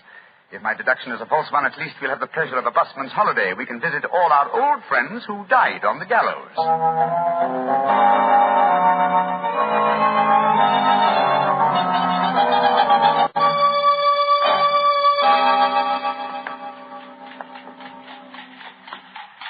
Any tired, old chap? I must say I'm a little weary. This is the 4th waxworks exhibition that we've been to. The 4th and the last. If we fail to find any clues here at Levesque's Museum, we can return to Big Street. Oh, thank heaven, this is our last port of call. I'm so dizzy from looking at waxworks that they begin to look like human beings to me. Did you notice that I asked directions from the wax policeman at the entrance door. Yes. I'm sure many people have been deceived in the same way. Uh-huh. Here we are. Oh, Monsieur Levesque doesn't believe in understatement, does he? Look at that sign there. Oh, gracious me. The Chamber of Horrors. Come in and see the pageant of murder. All the great killers of history reenacting their famous crimes. Well, let's go in, Watson. We should feel thoroughly at home. Creepy in here, isn't it? I've heard that Monsieur Levesque will pay £100 to anyone who will spend all night alone in the Chamber of Horrors. Yes, I've heard of that challenge, too. Are you thinking of accepting the bet? Great Scott, now I can spend a night here for $1,000. A very comprehensive collection of killers, aren't they? Let's see, Williams, Wainwright, the Marchioness de Bramvilliers. By George, yes. She was an attractive woman, wasn't she? As trim a pair of ankles as ever I've seen. Yes, but you wouldn't have liked her cooking, Watson. She used the most lethal condiments of almost any woman in history. Hello. What is it? Look over there. I was wondering when we'd come to one of your cases. Dr. Grimsby Rylott and the murder at Stoke Moran. Or the case of the Speckled Band. By Jove, Holmes, the tableau's extraordinarily realistic, isn't it? Yes. One of other old friends of mine are represented here. Should rather like her a new acquaintance with Ricoletti of the Clubfoot and his abominable wife. Ricoletti? I don't remember him, Holmes. Oh, one of my earlier cases, old fellow. I must tell you that story sometime. I wish you would, Arvo. Holmes, look, that veiled figure over there. Read the placard in front of it. The Hampstead Heath murderer. Well, how very interesting. The face is covered with a black veil. Is this pure showmanship, I wonder, or does Monsieur Levesque know more than Scotland Yard and I? Good day to you, gentlemen. Great Scott, you startled me, sir. Are you admiring my collection of murderers? Monsieur Levesque? Yes, sir. And haven't I the distinction of addressing Mr. Sherlock Holmes? That is my name, and this is my friend, Dr. Watson. How do you do? How do you do, Doctor? I'm greatly honored to meet you both. What do you think of my Chamber of Horrors? Oh, it's very impressive. We're particularly interested in this veiled figure of the Hampstead Heath murderer. Yes, indeed we are, sir. Is there a face beneath that veil? I'll let you in on a trade secret, gentlemen. There are no recognizable features behind that veil. This is purely for publicity purposes. The public always expects to see the latest horrors here. And I thought I'd titillate their morbid palates by having a mysterious figure representing the killer. Of course, if he is captured, I shall add his effigy to my collection. You think he will be captured, then? One can only speculate. He's a clever man, Mr. Holmes. By the way, Monsieur Levesque, does your offer of £100 to anyone who will spend a night in the Chamber of Horrors still hold good? Oh, yes. Are you thinking of accepting the bet, Mr. Holmes? No, but Dr. Watson would like to. I don't recommend the experience, Doctor. It's an ordeal that calls for nerves of steel. However, I shall be glad to arrange for it. I haven't the slightest intention of... backing down now? Of course you haven't, old fellow. What time shall my friend return, sir? About 11:30 tonight. I'll be waiting for him at the main entrance. Splendid. Come on, Watson. Oh, Holmes, Good day, Monsieur Levesque. Good day, gentlemen. I shall be waiting for you tonight, Doctor. Holmes, what the blazes do you think you're doing? I haven't the slightest intention of keeping that appointment tonight. Well, of course you haven't. I shall keep it. Disguised as you. You keep it? For heaven's sake, tell me what you're up to, Holmes. You didn't even mention that missing dagger to Levesque. No, because he knows something about the murderer. I'm convinced of it. Well, why'd you say that? As we were standing there talking to him, a breath of air from the open window blew back a corner of the veil. I'll swear that there are clearly defined features beneath it. And so you're going back there tonight to find out? That's right, old fellow. The superstitious used to believe they could use a waxen image to kill a man. Tonight, Watson, we shall prove that a waxen image can be used to trap a killer.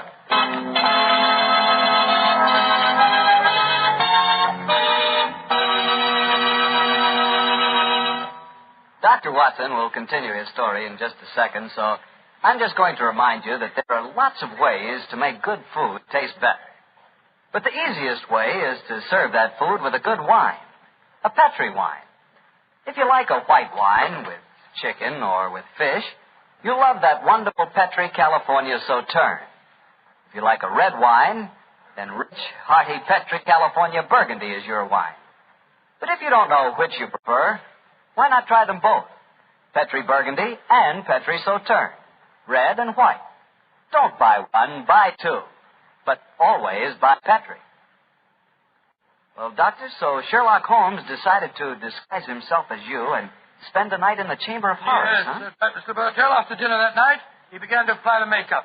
It's uncanny to sit there in Baker Street, and watch Holmes slowly turning into a very convincing replica of myself.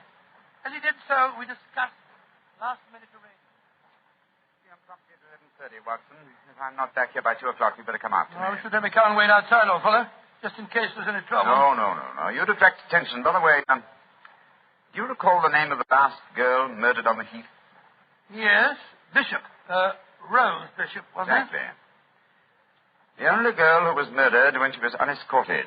The body was identified by her father. What of it, Holmes?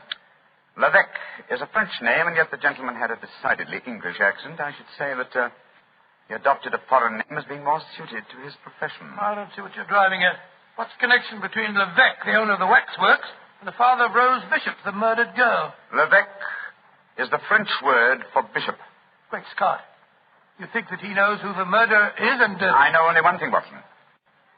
I may see it was beneath that black veil. Yeah. Now, how's my disguise? Wonderful. You look exactly like me, but how you manage about the voice? Well, I don't think it'll be too difficult, old man. After all, Rebecca knows very well. Oh, can't understand half what you're saying. In your own case, old chap, that's a handicap that I've suffered from for years. Rubbish. I'm perfectly intelligent. Now, let me see, the bullseye lantern. Yes. Watson, I think I'll borrow your revolver, too. I probably won't need it, but for once I think it might be safer for me to go armed. Here, Holmes, now, do be careful. I will, old chap. Don't worry. Goodbye. And if I'm not back by 2 o'clock, you better come to the waxworks and see what's happened to me.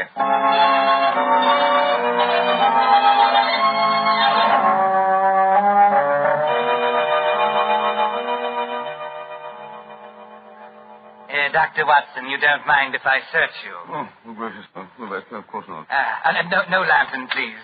The moonlight will give you all the illumination that you need. Oh, dear me. A revolver in your pocket.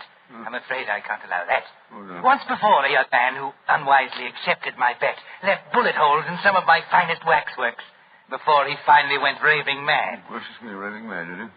Which Holmes were here? Don't be frightened, Dr. Watson.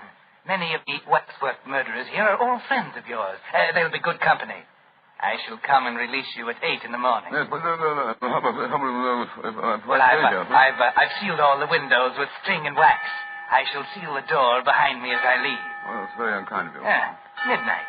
The bet is on, Doctor. You still wish to go through with it? Well, I suppose so. Very well, then. I shall leave you now. Good night, Dr. Watson. Good night. Pleasant dreams. Pleasant dreams.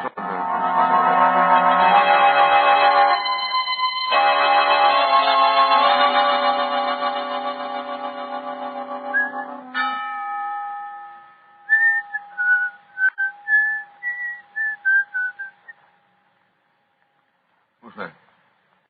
Gracious me, who's there? Oh, swan, I don't think about my shadows. Who's come to here with me?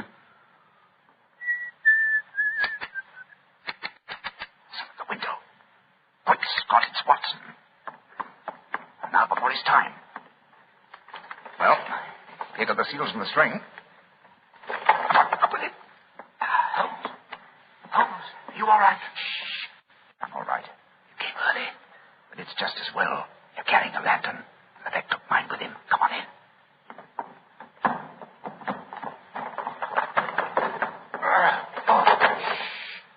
There we are. Go on, open up quiet. I'm glad to see you, Watson. But what made you decide to come here so early? Right, you left the start, came to Baker Street. He told me there was another murder on the heath at 7 o'clock tonight. Another murder, eh? I started worrying about you, Holmes. I had a premonition of impending danger, and I decided to come over here. You're not angry with me? Oh, of course not, my dear fellow. I'm glad of your company, and I appreciate your concern. Have you looked under the veil of the waxwork figure of the Hampstead Heath murderer yet? No, I was just about to. Your lantern will be most useful. Come on, Watson. Oh, what have you been doing? Just doing nothing? Yes, I wanted to give Levesque an impression that I was here for the night, and I also wanted to do some serious thinking. I smoked 2 pipes on the problem, Watson, and I think I know the answer now. I'm willing to swear you'll know the face you see when I lift the veil from the waxen dummy. It's a figure. Now, look your lantern a little higher, will you? That's it. I lift the veil and... Oh, who do we see? Good Lord, it's the waxwork figure of Levesque himself. Precisely, Watson. An unparalleled example of the self-betrayal inherent in criminal egotism. Levesque couldn't resist the... Holmes, the waxwork is moving. It's alive. Yes, gentlemen. Which is more than either of you will be in a few minutes. You re-entered this room by a secret door, I suppose? Yes, Mr. Holmes. And since you've displayed such a flattering interest in the Hampstead Heath murderer, I decided to remove the wax figure and appear in person. Look out, Holmes. You've got a revolver. No, Doctor. This isn't a revolver in my pocket. What would the Hampstead Heath murderer want with a revolver? This is a knife. I feel so much more at home with a knife. There are two of us, Beck. Remember that. And both unarmed. Which one of you meddlers wants to die first? Look out, Holmes. Watson. The lantern smashed. Yes, and the moon's fading. What a pity. Holmes, where are you? Over here by the effigy of Macbeth. How very thoughtful of you to provide him with a dagger, Lebec. I wouldn't one, my dear Holmes. You can't escape me. I can feel my way in the dark here. I know every inch of this room. You're doomed, both of you. Don't suck a match, Holmes. You'll make a target of yourself. Devil with that. I'm lighting this newspaper. It'll make an excellent torch to set the light to the nearest waxwork. No! Don't burn my waxwork! Wax on a wooden frame to blaze brilliantly. There we are. Oh, you devil! You're destroying my light's work! Holmes, that burning wax is pouring all over the floor. The curtains are catching light. The whole place will burn down. Oh, my beautiful museum! I thought this would smoke you out. Quick, Watson, at him again. What's that knife, Holmes?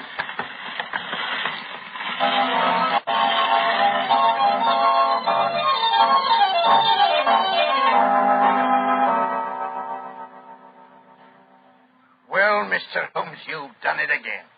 You've solved the case in a blaze of glory. Get the point, sir. A blaze of glory. Yes, Lestrade, I get the point. Thank you very much. Pass that marmalade, will you, Watson? Holmes, is that the morning paper you brought with you, Lestrade? Yes, Doctor. Want me to read you the headline? Yes, please do. Yeah. Hampstead Heath murderer captured in fire that destroys waxwork exhibition. You know, Mr. Holmes, you and Doctor were lucky you weren't burned to death. Never mind the chance you ran of having your throat cut by that maniac. It was fortunate that the police and firemen were on the scene as quickly as they were. Lebec had the strength of 10 men. Yes, the strength of a madman. He'll never stand trial, of course. No, Doctor.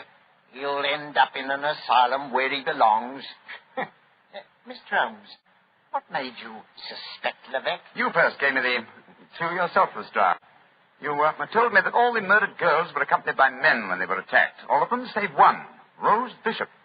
Therefore, if the murderer was venting a hatred of love, he had to be someone very close to Rose Bishop to know that she was a suitable victim. That point alone, which I was shockingly slow in observing, should have told us to focus our attention on the father, Mr. Bishop, alias Lebec. Well, your theory was certainly right, Mr. Holmes. You should have heard his ravings after the arrest. He swore his daughter had been ruined, and so he'd killed her, too. Holmes, the waxwork figure of the killer, the one with a veil over its face, the features underneath were those of Lebec himself, weren't they? I'm certain of it, old fellow. You see, he had two great prides. The first, his natural pride as a fine craftsman in wax. The second, his perverted pride as a prominent and successful murderer. These two prides combined suggested to his crazed mind that he make a waxwork figure of himself and range it with the other great killers of history. Yes, but he was cunning enough to protect himself by placing a veil over the face. Precisely, my dear fellow. And when he saw us yesterday and we accepted the wager, he undoubtedly became suspicious and removed the wax figure last night and made his personal appearance as the murderer with every intention of killing us both. Yes, we were very lucky, old chap. Yeah, if you ask me, Mr. Holmes, you've been very smart. No, I quite agree, Lestrade. I think you solved the case brilliantly, Holmes. No. I've been very sluggish. I solved by circumstance and melodrama what should have been a purely intellectual problem. I'm not pleased with myself. John, I hope that my name has not been used in that newspaper report. No, it hasn't, sir. Excellent. I want no credit in this case. Oh, do you mean to say that you're going to let Scotland Yard get the praise for catching him, Holmes? Why not? Well, that's very generous of you, Mr. Holmes. It'll make things a lot easier for me. Yes, it certainly will. Holmes, I can't see why you reproach yourself. Because, my dear Watson, like the Hampstead Heath murderer, I, too, have my pride as a craftsman. This case had a clearly defined pattern, and I was unable to recognize it. If you should have occasion to chronicle this story, Watson, and I should prefer that you didn't, I would like you to entitle it The Education of an Idiot. Oh, come now, Holmes. The education of an idiot? That's absurd. I know. But if you do tell this story, it'll probably end up as The Strange Case of the Murderer in Wax.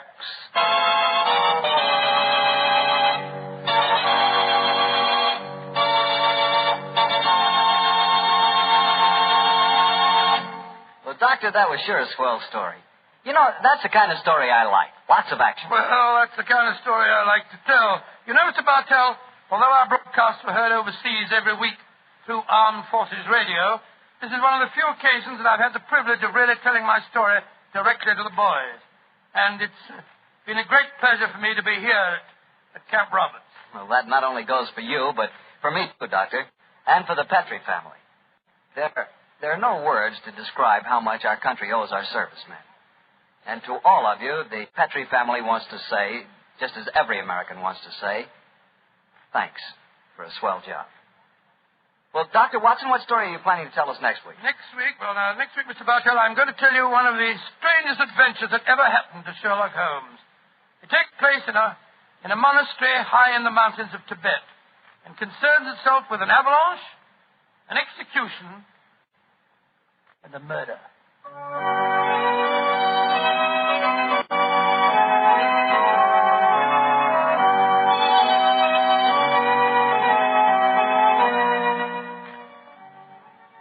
Tonight's Sherlock Holmes adventure was written by Dennis Green and Anthony Boucher and was suggested by an incident in Sir Arthur Conan Doyle's story, The Adventure of the Second Stain. Music is by Dean Fossler. Mr. Rathbone appears through the courtesy of Metro-Goldwyn-Mayer, and Mr. Bruce through the courtesy of Universal Pictures, where they are now starring in the Sherlock Holmes series.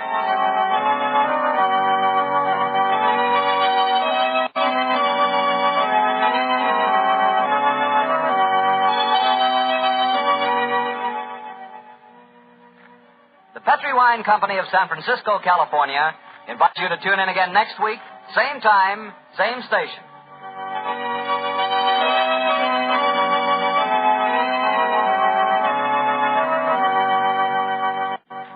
This is Harry Bartell saying good night for the Petrie family. For a solid hour of exciting mystery dramas, listen every Monday night on most of these same stations at 8 o'clock to Michael Shayne, followed immediately by Sherlock Holmes. This is the Mutual Broadcasting System.